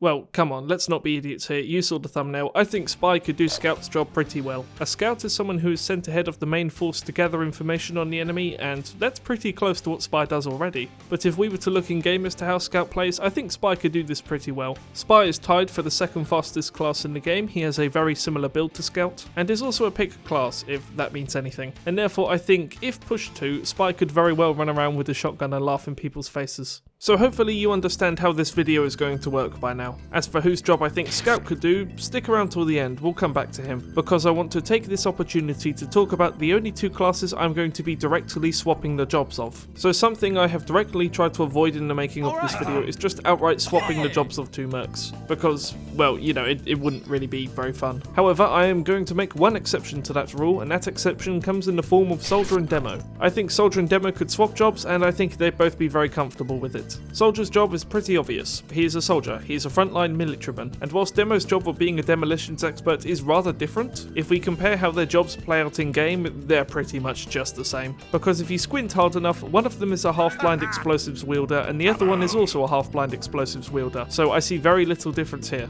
Oh, and speaking of running out of transitions, I only have until December 31st to hit the 8 billion subscriber milestone I set for myself a while ago. Like, come on guys, we're so close. We only need another 7,999,978,926 people to subscribe, so you know, like, get your parents to or something. If all of your parents subscribed and all of your parents' parents subscribed, we could help make the world a worse place, and think of how funny that would be. So be sure to do that if you haven't done it already, and once you've finished checking out this video, I have a whole other playlist of like-minded content on my channel which you might enjoy. Or, you know, you might not, but give it a try, you never know. But returning back to the main video, we've talked about 1 merc by himself and we've talked about 2 in tandem, so let's talk about 3 mercs together. So I'm talking about these 3 mercs together because I believe that they can all do the job of the merc in front of them, and it forms a nice little triangle, which is something. Let's talk about Heavy first, because I'm thinking I like this man. Heavy's job is a pretty simple one. He's there to soak up the damage for the team and deal it back in spades. In theory, he specialises in being a massive wall for the enemy team to get through, but in practice, well, his personality seems to reflect this. Well, kind of. He almost has 2 different personalities. He has the big, huge hulking persona that you probably know Heavy for, but then deeper down there's a much more caring and gentle side to the man, and this is why I think Heavy's a massively underrated character amongst the mercs. He uses his terrifying war persona to provide for his family and to care for them, and I think that's very nice. So with all that being said, let's just rip the plaster off as it is. Yes, we call these plasters in England. Yes, my country came first, because I think Heavy could be able to do Medic's job. Discounting the fact that Medic is a complete and utter psychopath, Medic's job is to be a doctor for the team. He's meant to heal them and he's meant to help them out on the front lines. And if there's anything Heavy specialises in, it's helping out his team on the front lines. And also, if you want to consider it canon, in Poker Night at the Inventory, Heavy talks about how he has a doctorate in Russian literature, which technically makes him more of a doctor than the Medic.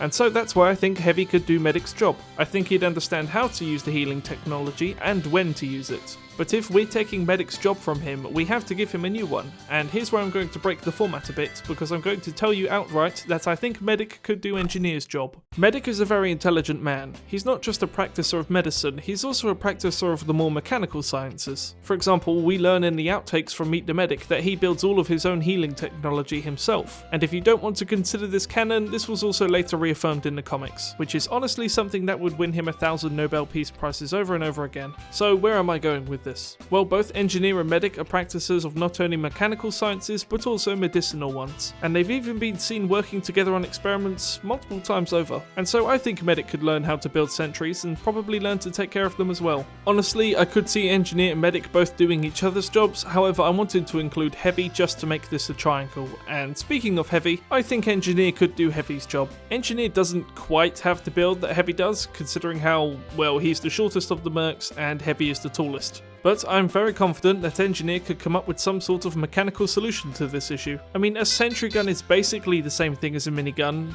if you squint. So I'm sure Engineer would at least know how to use a weapon on that scale. And that neatly wraps up our little triangle of mercs. The rest of the mercs we have to cover are the oddballs, as in I'm not entirely confident in my answers for these ones, but I was starting to grasp at straws as all of the other pickings have been made. Although, having said that, I am actually fairly confident in my next one here, as I think Sniper would be able to do Spy's job very well. At the heart of his being, Sniper is and always will be a professional. Whether it's shooting people from really far away or just simply peeing in jars, he does it professionally. And so I feel if he would given the opportunity to take Spy's job, he wouldn't make a fool of himself. I also find this one kind of funny, as Sniper and Spy seem to be two mercs who are always at each other, but also have a great respect for each other deep down. And considering how Sniper is a very quiet and distant man from the combat, I think he'd be perfectly fine with pulling off what Spy does. Professionals have standards and all that rubbish. Anyway, let's go back to Scout, because I talked a bit about him at the beginning. So as mentioned, earlier on in the video, we discussed how a Scout is someone who is sent ahead of the main fleet, but in game, Scout plays out more like this.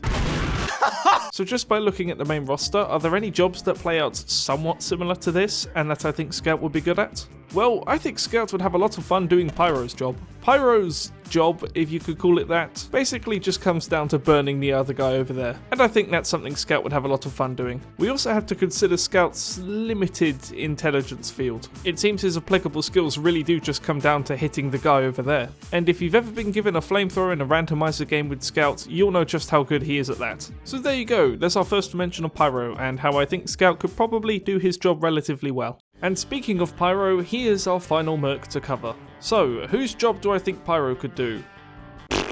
Yeah, okay, I'm just gonna be entirely real with you. We know nothing about Pyro, and I wouldn't even consider his job a job. Taking a look at what he's good at in-game doesn't really help my cause either. Taking a look at his personality is impossible. And so, in the end, I've just had to give him the only job that's left. Pause now and leave a comment down below telling me who you think the only job is left. I hope you've been keeping track. You done that? Great, because it's Sniper. Out of all of the mercs, I don't really think any of them could do Sniper's job as well as him. Maybe Spy could, but I think Spy could do Scout's job better. And so, in a hypothetical situation where we have to give every merc a new job, Sniper's job is the only one left on the table, and therefore it has to go to Pyro. Yes, I'm as disappointed in this ending as you are. And, well, that's kind of it. Well, mostly. You see, I have a bit of talking to do here at the end about this channel, the future of it, how I approach it, and all that kind of stuff. So if you were strictly here for the title of the video, there is absolutely no shame in clicking off now. I would not blame you in the slightest. However, if you'd like to learn more about this channel, or maybe potentially how you could support it further in the future, stick around, you might learn something. So I'm just going to get this off the bat because I know what TF2 fans are like. No, I'm not quitting YouTube. No, I'm not going anywhere. I know whenever a YouTuber starts to talk about the future of their channel, people start to blindly panic, and there is no need for panic here. So my channel has been very different the past 2 months. For those who don't know, I used to just post the same kind of videos every other TF2 YouTuber was making for a very long time because I wanted to be every other TF2 YouTuber, and I hated it. And then I went to Wales for a couple weeks in September, and I came back and it was like an eye-opening experience. And I approached my channel from a different angle. I completely revamped how I make my videos in terms of everything from editing to recording. And that was the series of events that led to the TF2 Pokémon types video. And basically that video redefined what my channel is today. And ever since then, I've been churning out the silly theoretical videos you've been watching and I love to make. However, because I revamped entirely how I make my videos, I'm still adjusting to making them, if that makes sense. And they're taking a lot longer to make than they used to. Turns out if you put effort into something, you need to dedicate more time to it. And so I'm very much in the realms of thinking of being interested in hiring an editor. But here's the problem with hiring an editor. 1, I'm a control freak, obviously. And 2, I don't really make enough to pay them. I have so many other silly video ideas I want to make, but I just don't have enough breath or time. And hiring an editor would fix most of those problems. But I simply can't afford it, and I'm sorry. So, what to do?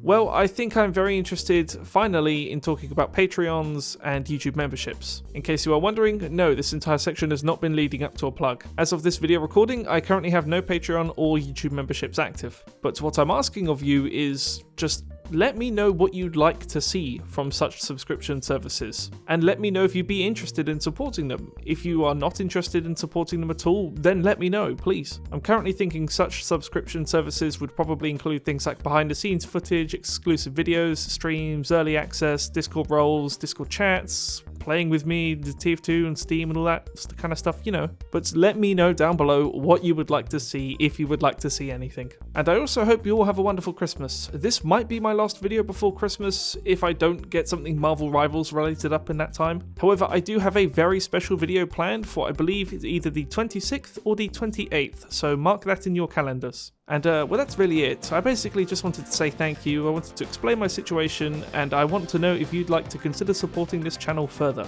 But anyway, that's it for the main bulk of this video. Thank you very, very much everyone for watching, and I will see you later down the sunny road. To begin this video, I want you to pick a number between 1 and 8. Then I want you to times it by 2. Okay, then I want you to subtract 3. And then once you've done that, I want you to times that number by 2. Have you got it? Anyway, what makes the TF2 Mercenaries resonate so well with people is that they're based off some of the common stereotypes from the countries they come from. And as we all know, TF2 fans love stereotypes. Some of the stereotypes are so obvious in origin, they can practically be seen written on the Mercs' faces. As an Englishman, I can 100% confirm that everything Demo is, says and does is entirely Scottish. Yet some of them almost play with the idea of a reverse stereotype. Engineer, for example, encompasses all of the southern mannerisms Southerners are known for in America. However, most Southerners in American media are stereotyped into being dumb, and Engineer kind of plays with the reverse of that. And then there are those amongst our TF2 Mercs who have stereotypical personalities of questionable origin. For example, I knew very well that Sniper wasn't a true Australian before it was revealed to us in the comics, because if he was, every other word out of his mouth either would have been a swear word, a slur, or a swear word followed by a slur. And then we get to the Medic, a relatively evil German doctor/scientist with practically no moral compass who takes great pride in performing inhumane biological experiments on both his patients and colleagues alike. Where does this stereotype come from, I wonder? The topic of this video is designed to answer a question I've had about the lore of TF2 and more specifically the Medic for a very long time. And that question is, did the Medic fight in World War II? And by fight in World War II, I think you know what I mean. I can't actually say the word in this video because of everyone on Twitter accusing absolutely everyone who doesn't follow their ideology to a T of being part of a certain, shall we say, problematic German military. But yes, I am proposing and answering the question of whether Medic was part of that military. Also, I just have to give a semi-legal disclaimer that this video is produced purely for the purposes of education. I am taking real-world historical events and comparing them to the fictional historical events of TF2 to see if there are any overlaps to answer the proposed question. This video was made with no malice in mind towards anyone. Anyway, to see if this theory holds any water or if it's just indeed a load of bollocks, we'll split the remainder of this video into two between covering the evidence that supports it and covering the evidence that opposes it, with an important intermission in the middle, so be sure to stick around for that. And speaking of sticking around, if you're enjoying what you're seeing so far, why don't you consider subscribing, because I'm trying to hit 8 billion subscribers before the end of the year. I legitimately believe I can do that. And once you finish watching this video, I have a whole other playlist on my channel of like-minded content if you're interested. Or if you're not. It's okay, I'm fine. So let's first take a look at the evidence supporting the theory that Medic took part in World War II, which, depending on how you want to interpret it all, is a surprising amount. We have to start off with some speculation though, so let's talk about Medic's age. Now, I really hate when media companies do this, but it seems to be quite a common trend to be relatively secret about your characters' ages. I don't know why it's so hard to just outright confirm the ages of various characters. It would make things a lot easier, but considering how age is a hugely important part of concept design, we can assume anyway that for TF2 at least, Valve has some rough ideas of the canon ages of the Mercs. To my knowledge, the only one we truly know of is Scout, who is roughly 27. And for the sake of ages, I personally subscribe to the theory that Scout is the youngest of our Mercs and Heavy is the oldest. So where does that put Medic? Well, going through his early concept arts, we can see he was always drawn to be an older man than most of the Mercs. A lot of these traits carry through to his modern day depiction, in which in the comics he is often depicted with greying hair on the sides. And if we take a look at his in-game model as well, we can see that he's probably experiencing some form of hair loss, as his hairline isn't all that strong. So with all of my observations intact, I'm honestly willing to put Medic somewhere in his early 50s along with Soldier. However, if you disagree with that, let's be generous and put him in his late 40s, just for a thought experiment. The current events of the TF2 comics take place in 1972, so if we go back around 47 years and then calculate up from that, Medic would have been fighting age for World War II. And if these numbers seem relatively young, remember that that's if we're being generous. If he's really in his early early 50s like I think he would be, then he'd be smack bam in the middle of conscription age. But let's be honest with ourselves, even if he wasn't drafted, do you really think Medic would turn down the opportunity to work with live wounded soldiers on the battlefield? Or do you think he'd rather be stuck up in a surgery somewhere in the middle of a town waiting for injured people to come in? So as far as war efforts go so far, I think Medic would have been of ripe age to play the game, either fighting with the soldiers or performing some sort of surgical duties. So now it's time to move on to something else, something like item descriptions. Now I've brought up item descriptions before and some people tend to roll their eyes when I do. However, in response to that, I really don't know how much more concrete you want things to be. Item descriptions can actually be found in the game itself, they're not just something posted on a website. If anything is going to tell us about Medic's history in Germany, it's going to be the item descriptions of his hats. And surprisingly enough, there is one hat we have to talk about, and boy is this going to be a big one. The hat I am of course referring to is the Medic's mountain cap. Some of you probably saw this coming. And the item description is as follows, quote, "The men in his unit called him the Bavarian Butcher." So what does this mean? Let's break it down. First of all, yes, Bavaria is a place in Germany. And 2, there is a mountain range in Bavaria, the Bavarian Alps. And 3, this was a place German soldiers were stationed during World War II. There was a redoubt in the Bavarian Alps called the Alpine Fortress, which is basically somewhere you retreat to after a battle. And so if Medic owns a mountain cap, that mentions a military unit in Bavaria, which if we are trying to prove Medic's innocence for being a part of a certain problematic German military, doesn't really seem to help our case. So, is this it? Is this definitive proof that Medic was part of a certain problematic German military between 1935 to 1945? Well, this is where that intermission comes in at the beginning of the video I told you about, because I can confidently say that after doing even more research, I can prove that Medic was not part of this certain problematic German military. First of all, allow me to address you relatively informally. Do you really think that Valve would make one of their characters part of a certain problematic German military? Like, do you really think that's something they would do? Valve is a company that promotes gambling and has allowed bad actors to get away with literal cybercrimes for many, many years, but this, of all things, is not something I think they'd want to be a part of one of their games. And on that note, allow me to address that one common rumour that I probably should have addressed earlier that hundreds of you have probably typed out in the comments. No Valve employee ever confirmed that Medic was not part of a certain problematic military. This rumour originates from a 4chan post where someone who is claiming to be a Valve employee states this.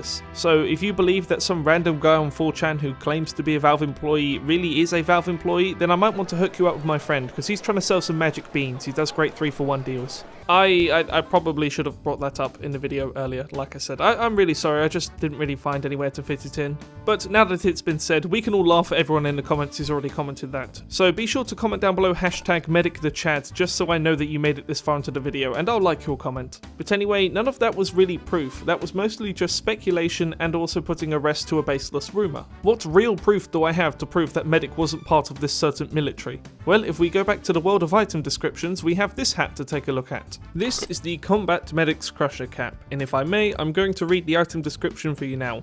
Quote, "You never fought in the big one like your great-grandfather, but there's one thing you've got that he'll never have. Guts. No wait, that's what he had. You get this hat." And yes, in case you were wondering, the Second World War was referred to as the Big One, with the First World War commonly being referred to as the Great War.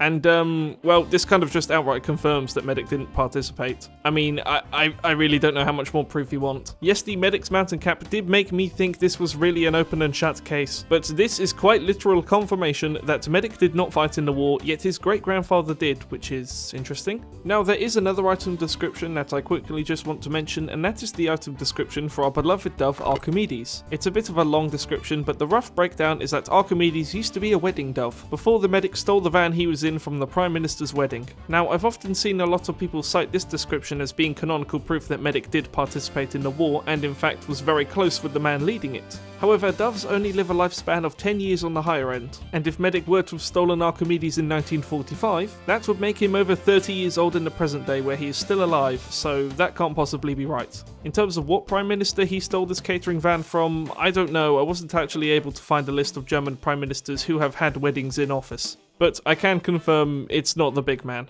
And that about wraps it up for all of the proof I have confirming that Medic did not participate in the war. Some of it was speculative, some of it was outright confirmation, but it was mostly just date-based. Yes, there is a lot less evidence to suggest that he didn't participate rather than he did, but I personally believe the evidence that suggests he didn't participate is a lot stronger, and therefore it counts more to me. But for those who are left unsatisfied in this conclusion, allow me to extend the olive branch and say that I do personally believe that Medic was inspired by German scientists in World War II. As I said at the very beginning of the video, stereotypes come from a specific place for a specific reason, and we all know where the stereotype of an evil German doctor/scientist comes from. So, whilst he may not have been one of them, I think it is very, very fair to say that he was largely inspired by them, which, depending on how you look at it, is, well, it's probably a bit cruel. Anyway, thank you for watching. I have absolutely no idea how this video is going to be received in the slightest, so let me know down below if you did like it, and likewise, let me know down below if you didn't like it. This video took far too long to make, to the point... Oh wait, I just hit 20k. Oh, thank you very much, everyone. I was just about to say that this video took a very, very long time to make because of all the research that was involved, to the point where there's probably something major I've missed somewhere, so if you're a German historian, or someone who also knows an excessive amount of the TF2 lore, please let me know down below anything I might have gotten wrong. But anyway, that's one final thank you from me for watching, and I will see you later down the sunny way. Watch the comments of this video be full of people claiming that I'm a traitor to the TF2 community, or accusing me of coming crawling back just because I dared to make 3 Marvel Rivals videos in a row. Like, seriously, I made one Minecraft video once, and the next TF2 video I made had a couple comments accusing me of such. Like, calm down, criminy. Anyway, TF2, I like it a lot. I think it is pretty neat. But do you know something I don't like? Single mothers. But if I had to list the second thing I don't like, it would be Battle Royale games. When I come to a shooter, the main thing I'm looking for is teamwork, as I find working alongside a full team of Pablo Gonzalez 2009s a lot more fun than just relying on my own caffeine-induced determination. Yes, I know, most Battle Royale games allow you to party up with your mates, but all of my mates have the spatial awareness of a brick in the middle of a highway, so safe to say we never really got a lot done. But back in December when I was streaming some TF2 gameplay, a viewer in the chat proposed this question to me, and immediately upon reading it, my eyes went the way of Mr. Krabs as I started to think about how a video in this style might be constructed. And that brings us to this video. Today we're going to be asking, answering, and asking the question of which one of our glorious TF2 Mercs would win if they were all to fight it out Battle Royale style, and subsequently, who would be the ultimate loser. Now, there are many different ways this question could be approached, however, all answers are going to largely fall into one of 2 categories, those categories being lore-based or in-game power-based. This video is going to be focusing on the former, not only because the latter sounds more like a Shonik video than my own, but also because I feel that's the one that would be most argumentative and would make the least amount of people happy. We already have enough adults in this community crying about needing their nappies being changed, so trust me when I say we don't need any more of that. So this video pretty much boils down to, canonically, which one of our Mercs would be crowned King of the Letters Club if they were all to duke it out. We'll start by covering the Merc who I think has the lowest chance of success, and then we'll finish on the one who I think has the highest. But I would like to see some genuine predictions on your end in the comments below before we begin. And as a final disclaimer, if your favourite Merc isn't in the spot you wanted him to be in, just remember that there's a bigger number next to my name on a screen than yours, so, you know, just start the damn video already. Number 9, Medic. I would pay good pound to see one genuinely well-paced and descriptive argument for why Medic should deserve the top spot on this list that doesn't revolve around either he is my favourite character, he has ubercharge, or he has like a bajillion souls. And if you're actually able to do that, then that's great because the Hyperbole convention just called and they want to offer you like a bazillion awards. Medic is a great starting stone on this list because it allows me to explain a bit more about how this is going to work. In this hypothetical scenario, we are picturing a Battle Royale style fight to the death between all of our Mercs with only one winner. We're not counting anything stupid like having several souls or the inability to die or anything, you know, dumb like that. Fight to the death, one man standing, who wins? And you know what? It's not Medic. I can find no canonical proof that he can ubercharge himself without the assistance of a teammate, and a shot from any of his syringe guns would have about as much impact as a joke from Rachel Zegler, so safe to say the Hear Me Out squad are going to have a field day with this one. But I'm sorry guys, Medic's just not winning. Number 8. Pyro. Whenever I'm creating a semi-ranking list for my semi-ranking video on my semi-ranking channel and I don't know where to put a Merc, it normally means he's going to end up somewhere near the bottom. I just don't really know how to approach Pyro in a setting like this. To be the victor in such a battle royale style, you're going to need strategy, efficiency, and range, and these are all just things Pyro doesn't really have. I'm fairly confident that Pyro's eyes are completely glazed over behind that mask, as I could find no evidence of efficiency within his killing prowess. Repeat for strategy, and when it comes to range, I don't really feel like I need to explain that one. The other Mercs are terrified of him though, which is the biggest boon he has going for him. But if it were me in this kind of scenario and there was someone I was terrified of, I wouldn't leave them to last. I would gang up on them immediately and try to take them down as early as possible. And I have a feeling our mercenaries are going to have the same attitude. And so I think it is infinitely possible that Pyro is going to die first. Number 7. Heavy.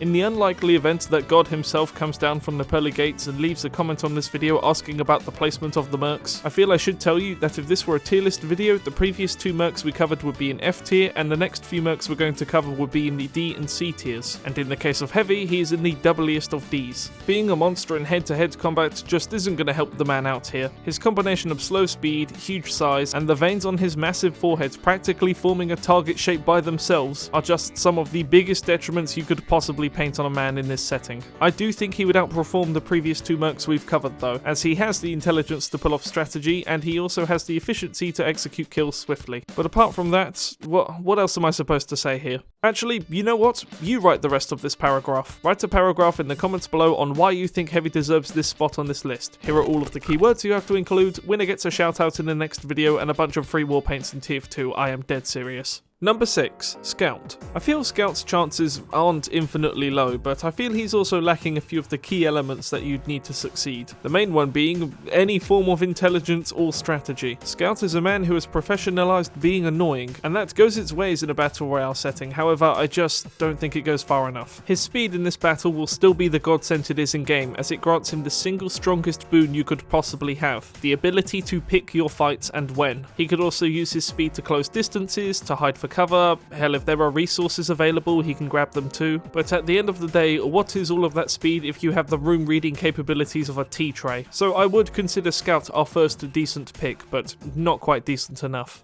Number 5. Soldier. Now, again, before the Hear Me Out squad start to attack their keyboards in the comments as if they've come to life, allow me to just explain myself on this one. Soldier is a pretty excellent pick for a battle royale setting, however there are just some major flaws holding him back from being any higher on this list. The best of his boons include the ability to rocket jump. This is both an invaluable offensive and defensive tool as it grants him the ability to pick his fights, much like with Scout. Soldier is also very good at melee combat, something in this setting that would usually be as useless as a snooze button on a smoke alarm. However, said invaluable ability to pick his fights grants him the opportunity to use melee combat more effectively than other classes. So if he has all of this going for him, what's to his detriment? And to that, I just have to say projectile speed. Most battle royale games and general settings overall feature very large open wide maps, which is why bullet weapons and anything that deals hit scan damage is usually going to be king. And in the case of Soldier, his primary fires slow, slumbering rockets compared to the quick snappiness of bullets. With this being his main source of damage,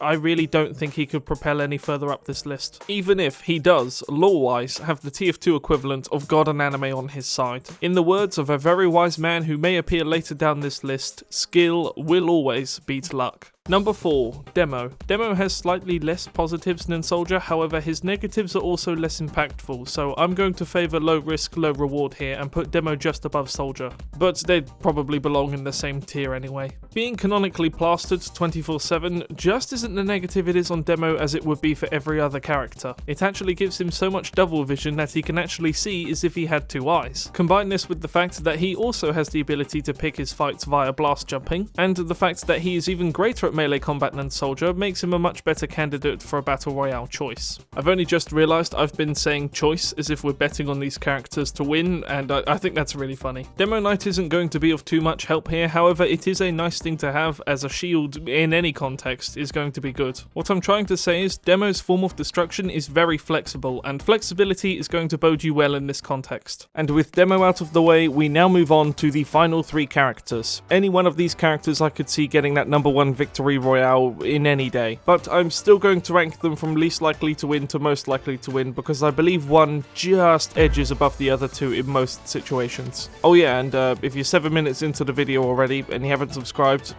like genuinely get lost. Or subscribe, you know, one of the two. And do you remember that playlist I'm always plugging? Yep, it's still on the channel, so go check it out, and maybe I'll stop talking about it. Anyway, we are now moving on to our ultimate Merc, as I believe number 3, Spy, is the third most likely character to win. The first thing we have to remember about Spy is that due to a lack of teammates, he's actually quite severely nerfed, mostly when it comes to disguises. In a battle royale setting, disguising as Little Timmy Scout main just isn't going to help you very much. He could still very well use his disguises to throw off the enemies, but again, not that helpful. But whilst the value of a disguise kit goes down in a battle royale setting, things like an insta-killing backstab and on-demand invisibility only go up. And by up, I mean they skyrocket up faster than a 30-year-old virgin at an anime convention. These tools alone are what put Spy in this position on this list. You don't need to worry about distance closing when invisibility is on the table. He comes equipped with a revolver if things go wrong, and he is an assassin by trade. One-on-one fights are what he excels at. So overall, pretty strong candidate, as if Spy mains needed even more of an ego boost. Number 2, Sniper. This is the class I reckon people were betting on taking the first place on this list, but I disagree. I mean, I only disagree by like a bee's boner, but I do disagree. Sniper is an unbelievably strong candidate to take home the crown. A man that has all strategies, expertise, and range in spades. You don't need to worry about hand-to-hand combat if no one can get to you to begin with. He is a fantastic shot and a ruthlessly efficient killer. And he has piss. I don't really know how that's going to help him here. And the larger the battlefield, the better he gets. More places to hide, more elevation means more wins for him. And hey, if things go wrong, the SMG is at least functional. On different days, I dithered over the top 2 spots on this list, swapping them around and failing to make up my mind. But when I really sat down last night to think about it, I don't think the number 1 spot is of contention. Number 1, Engineer. On my tea-drinking, pinky-pointing mother's life, there is no way Engineer loses this fight. Remembering that we are preferring lore-based power over in-game power in this context, we can remind ourselves of every time we have ever seen this sentry in any of Valve's animations, and how there have been multiple of them. Canonically, Engineer can just build as many buildings as he wants. So what's stopping him from making a nest and just putting 30 sentries in it? What's stopping him from just putting 30 teleporters everywhere so he has total map control? What's stopping him from building a house out of dispensers and then creating his own TF2 with blackjack and hookers? The answer is nothing. With strategies and expertise in the bag, he does suffer a bit in the range department, but again, the use of teleporters here is kind of breaking all of the rules. The only real issue I could see Engineer running into is lack of resources, but I'm very sure he would come well equipped to the battle regardless, and anything that breaks can always be recycled into repairing other buildings. Look, okay, I'm sorry if you thought Sniper was going to win. I think that's probably quite a sensible choice, but I just don't think he can scale up to Engineer, okay? Not even Grug could scale up to Engineer's power level. Engineer takes the dub, no further questions please. And that, unceremoniously, will do for now. Thank you very much everyone for watching this video. It's been a while since I've done a proper TF2 video and I apologise, but hey, I made another one, so, you know, whoopee. Just before we leave, I'd like to give a final big thank you to my Patreons and YouTube members for making this video possible, with the biggest of thank yous going to Saber Silver and Sukus. Consider joining if you haven't already, because YouTube members and Patreons got early access to videos like this and a whole lot more stuff. And with that being said, it's one overall final thank you from me, and I will see you later down the sunny road. Just the other day, I discovered that YouTube now has a feature called Inspirations, in which it will use an AI to scan your video titles, thumbnails, descriptions, and comments, and then recommend you make videos based on those. I thought I'd give this a genuine try, and the results were somewhere between hilarious and so funny that Jimmy Carter would wake up snickering. Real videos a multi-billion-dollar company recommends I make include, but are not limited to, which British TF2 Mercs, quote, goon about? What jobs would TF2 YouTubers get? TF2 Mercs, their astounding childhood deformities, and to Molten Jack's films, a TF2 mercenary perspective. Not once, but twice. Twice does YouTube think me making a video ragging into Jack's films from the perspective of Scout is a profitable endeavour. So for this video, I've cherry-picked the creamiest of the kittens, and we're going to be bringing these stupid ideas to life. Subscribe if you haven't, because if I'm able to hit 100k subs by the end of the year, I'll show you my haul, and let's get into this business. Okay, there is no way this video doesn't start off by addressing the elephant inside the mouse inside the room. Which of the British TF2 Mercs quote goon about is such a funny video title, and is also dangerously close to the most popular video I've ever made. I wasn't able to go back and read the description for most of these because I'd already refreshed the page, but if you really need to read the description to know what this kind of video would be about, then I think there's a Chuckle Nuts podcast out there which is more on your intelligence level. So, which British TF2 Mercs would goon about?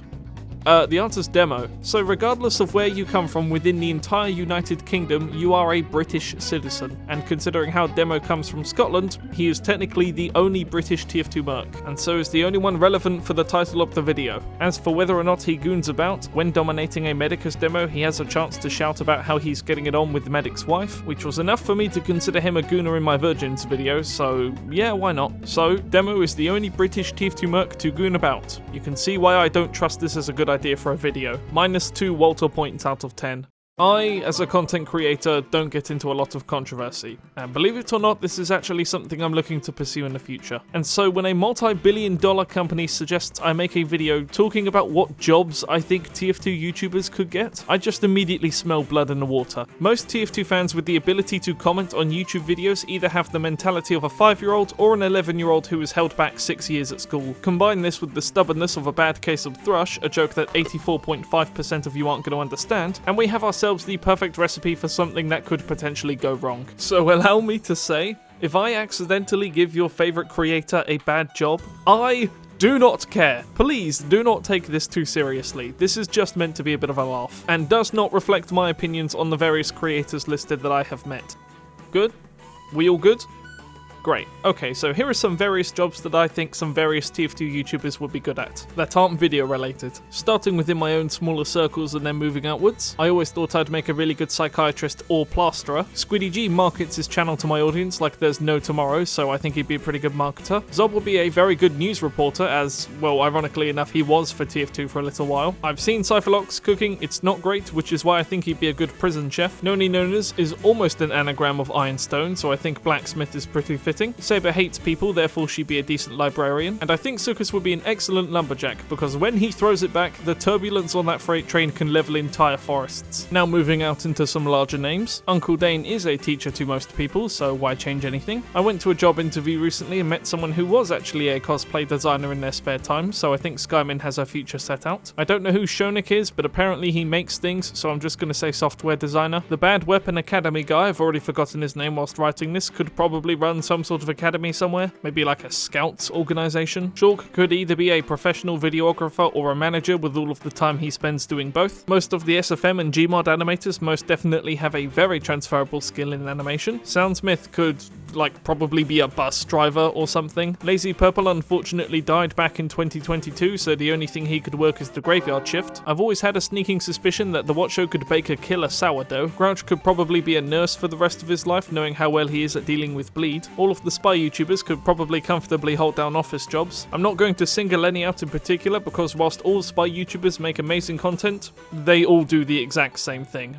Just like in an office job. Ceramon is genuinely one of the nicest people I've ever met in the TF2 sphere, so he could be a king. And likewise, Wheezy is also one of the nicest people I've ever met in the TF2 sphere, so he could also be a king. And then finally, I think Solar Light could just about hold down a fast food job.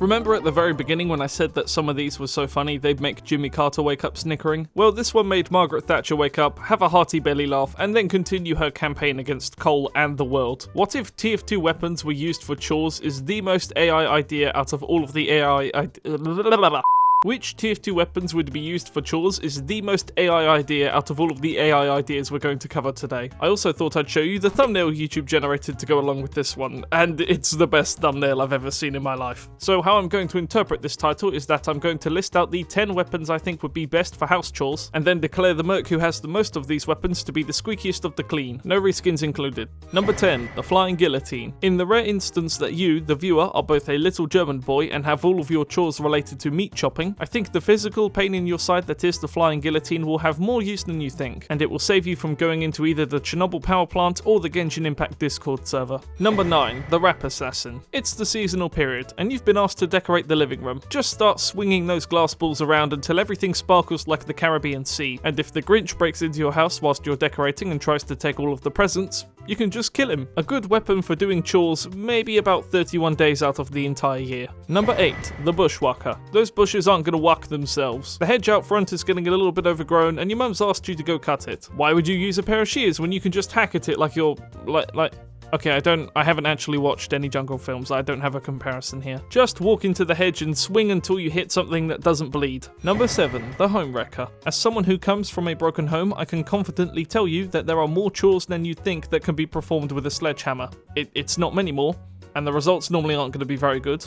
But it is more than you'd think. Anything from DIY to cleaning fine china plates, a sledgehammer is pretty good at. You can even take it with you golfing when you're done with your chores. Number 6, the Fire Axe. The main thing I miss about living with my parents was the sledgehammer, but the second thing I miss the most is using an actual fire axe to cut wood. It was a fantastic reliever of stress, especially after competitive Overwatch games. We don't have a wood-burning stove where I am currently, but I really miss swinging an axe over my head. Made me feel good. I don't know, maybe I should become a psychopath. Number 5, the Hot Hand. Hey look, our third pyro weapon in a row. The reason Pyro has so many weapons on this list is purely because a lot of his weapons are just either normal things or normal things Frankenstein together to make abnormal things. A fireman's glove is surprisingly versatile, I would know. Aforementioned psychopath. Can protect you from splinters, burns, and yeah, I guess you could use it to get tough stains out of a carpet if you wanted to. Overall, pretty versatile for what it is. Number 4, all of Heavy's lunches. Yeah, we're grouping them in together. Feeding pets, feeding younger siblings, feeding the Eldritch Demon in the basement. All valuable chores in modern day society. Walter can have the meats, the children can have the sandwiches and the bananas, and I've heard Cthulhu is quite a big fan of chocolate. Number 3, the Back Scratcher. Are those pesky leafs giving you too much trouble? Well, no problem. With this handy tool, leafing those rakes will be as easy as prick. The Back Scratcher's other uses include, but are not limited to, foreplay. Oh... Oh, I didn't write the rest of the joke. I'm looking in my script now, there's nothing else but foreplay. Once you let go of your woke lib-fart mentality that rakes can only be used to rake the leaves, you start to discover that the rake is actually the 5th element that God introduced to this wonderful world. I don't know, you're just gonna have to trust me on this one. Another one of those aforementioned chores I used to do. Number 2, the man treads. The man treads for this context are just a pair of ordinary boots. But those aren't just any pair of ordinary boots. Literally anything related to garden or outdoor chores can be done with a pair of boots. I understand that all Americans live in apartments and survive on nothing but DoorDash. I don't know what DoorDash is, we don't have that here, but I can confidently tell you, as someone from the rest of the world, some people have gardens, and gardens need a lot of maintaining, which is often the reason why some people have children to begin with. I personally believe I was a product of that.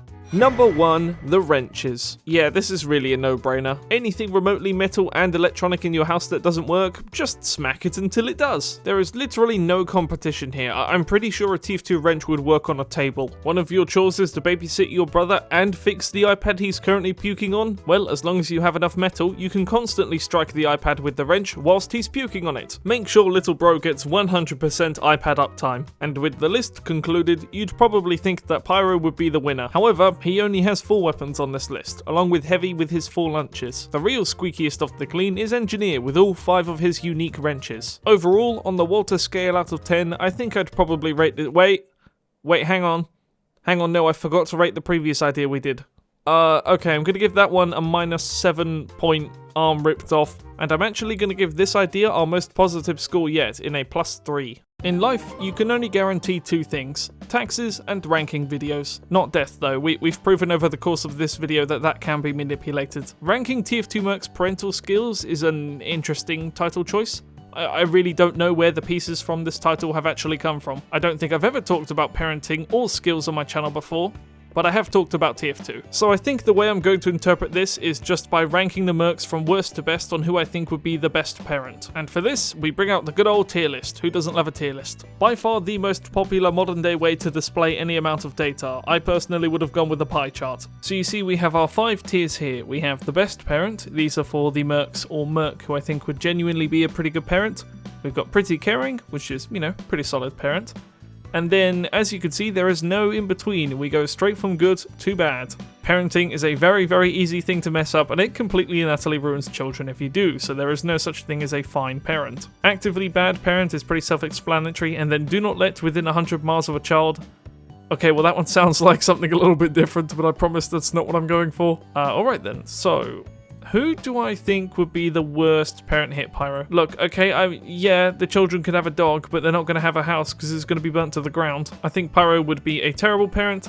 I also think Medic would be a terrible parent. If he uses his own teammates as experiments, I don't like the idea of him doing that with his own children, so let's just not even think about that and move on. As for who would be an actively bad parent, yeah, you gotta put Demo in there. The difference between an alcoholic in America and England or the UK is a very, very different thing. A couple bottles a night in the UK in most places is seen as lightweight, but I've seen what alcohol can do to destroy families. No, it's genuinely horrible. And so just choosing that life... Wow, this is a really dark segment. I'm really sorry, everybody. Choosing the bottle over your children is never a good idea. Let's just phrase it like that, and let's move on. Who else do I think would not be a very good parent? Well, ironically enough, I would have said Scout. However, we've kind of see him be a fine parent, actually, in the final comic. So that's nice, isn't it? As for Spy, yeah, he's an actively bad parent. I mean, he abandoned his son a very long time ago. I still genuinely don't know to this day if Scout knows that Spy is his father. I assume he does. Soldier we have seen as a parent. I wouldn't describe him as a good parent. I wouldn't describe him as neglectful. He is interested in his children, so I think I would call him an actively bad parent. Is it Marasmus who says those are the filthiest children I've ever seen? Yeah, I think that's a pretty good sentiment for it. By the way, if you have made it this far into the video, comment down below Walter, my beloved. I just want to see if I can ruin one of my friend's days, because you know Walter? You know the dog I've been showing throughout the video? Yeah, most of my friends hate him, so I'm trying to build an army of Walter fans in order to take them down, so let me know you love Walter down below. As for the rest of these guys, we don't really have very many Mercs left. I think Heavy would be a very good parent. He certainly provides very well, however I do think he would be emotionally distant, so there is that to consider. Scout we actually know is a very good parent, as I was saying, so I'm gonna throw him in there for now. We'll come back to that later, but I am going to throw him in there for now. As for Engineer, I think he'd also be a very good parent. I do think maybe he'd spend too much time, tinkering with his machines. But overall, I think he would be a pretty good parent. Now what about Sniper? I couldn't imagine him raising a child. I'm going to put him in neglectful. I mean, look, he lives in a van. He lives in a van. I don't know if he's still living in a van at the end of the comics. So let's come down to our main three here. I'm going to drop Scout down to pretty caring. Not every family needs to be a nuclear family to succeed, but definitely when you have several very young children, a mother is not a bad thing to have on your side. So I think I am going to drop him down to pretty caring. I think I'm going to drop Engineer down as well. Again, it's going to be the focus on machines. He's going to teach his children well, definitely, yeah. But is he really going to spend that much time with them? So overall... yeah, I think I'm pretty happy with this list. Definitely a more rambly section within the video, but hey, you always need something to break up the headache. But I think this is probably a 5 out of 10 on the Walter scale. I think this definitely has some potential behind it, but at the same time, I think there's many more videos I'd much rather make. I, as a human being, am a combination of the best parts of Bryce Dallas Howard and the worst parts of Jeremy Clarkson. In that, I look good in blue, I punch people who talk to me about sandwiches, and I utterly hate the Jurassic Park franchise. Because these opposing factors live within me in perfect harmony, I'm basically immortal and therefore have never considered what my, or anyone else's I meet, last meals would be. And so the question of what would TF2 Mercs' ideal last meals be is obviously something I have never thought about. I also want it to be known that the AI was utterly obsessed with the idea of me covering food in some sort of TF2 related Merc facet. It was either this idea or an idea going on about the TF2 Mercs' healthy eating habits. And we're TF2 players, so we don't like healthy eating. Just like an autistic kid trying to eat an apple, we're gonna go bottom to top on this one. So let's start with Spy and we'll end in Scout. So for Spy's last meal, I think it's going to be a nicely roasted Cornish game hen. A Cornish game hen isn't really a breed of chicken, it more or less refers to the way the chicken is killed and cooked. Both male and female chickens often killed at a very young age, about 4 to 6 weeks, and then roasted with herbs. Now Spy actually makes quite a few references to Cornish game hens throughout his 18 years in TF2. For starters, there's obviously the voice line when he does his signature knife taunt, but there's also this panel from the TF2 comic Unhappy Returns, in which Spy reveals that most of his teeth are fake and are actually hiding tiny meals, which is it's great. I really like this universe. So that's Spy roasted and served up. Now, what about Sniper? So Sniper is one of the few mercs we never really see associated with any sorts of food. I guess the closest you could really say is the fruit shoot, but that's just a comically large apple on top of a comically large head. And no, I'm not going to make any jokes about drinking the Durati. So I'm just going to take a punt and say that his last meal will be some sort of food he caught himself. So to my surprise, Australia's wildlife doesn't just consist of spiders, crocodiles, and spiders made up of crocodiles. They actually have many sorts of different animals in their wildlife systems, including things like feral pigs, deer, and rabbits. Oh, and then, yeah, there's also these things. Killing and eating kangaroos isn't typical, but it can be done under specific circumstances. What those circumstances are a mystery to me, as Google will not tell me, but I'm sure any game is game for the bushman. Now, what the hell am I supposed to say Medic's last meal is gonna be? A human heart? I don't think we've ever seen this guy eat anything either, but he sure does keep a lot of hearts in his fridge. Actually, no, you know what?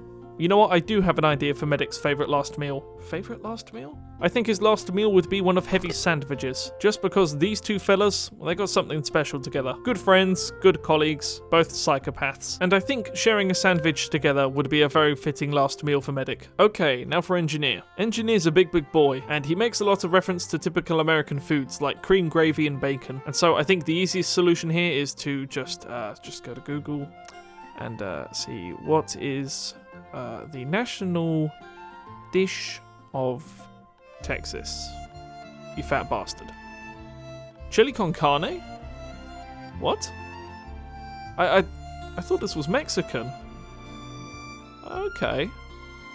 Yeah, I mean, yeah, this is fitting. I think this works. Okay, yeah, NG likes his chili.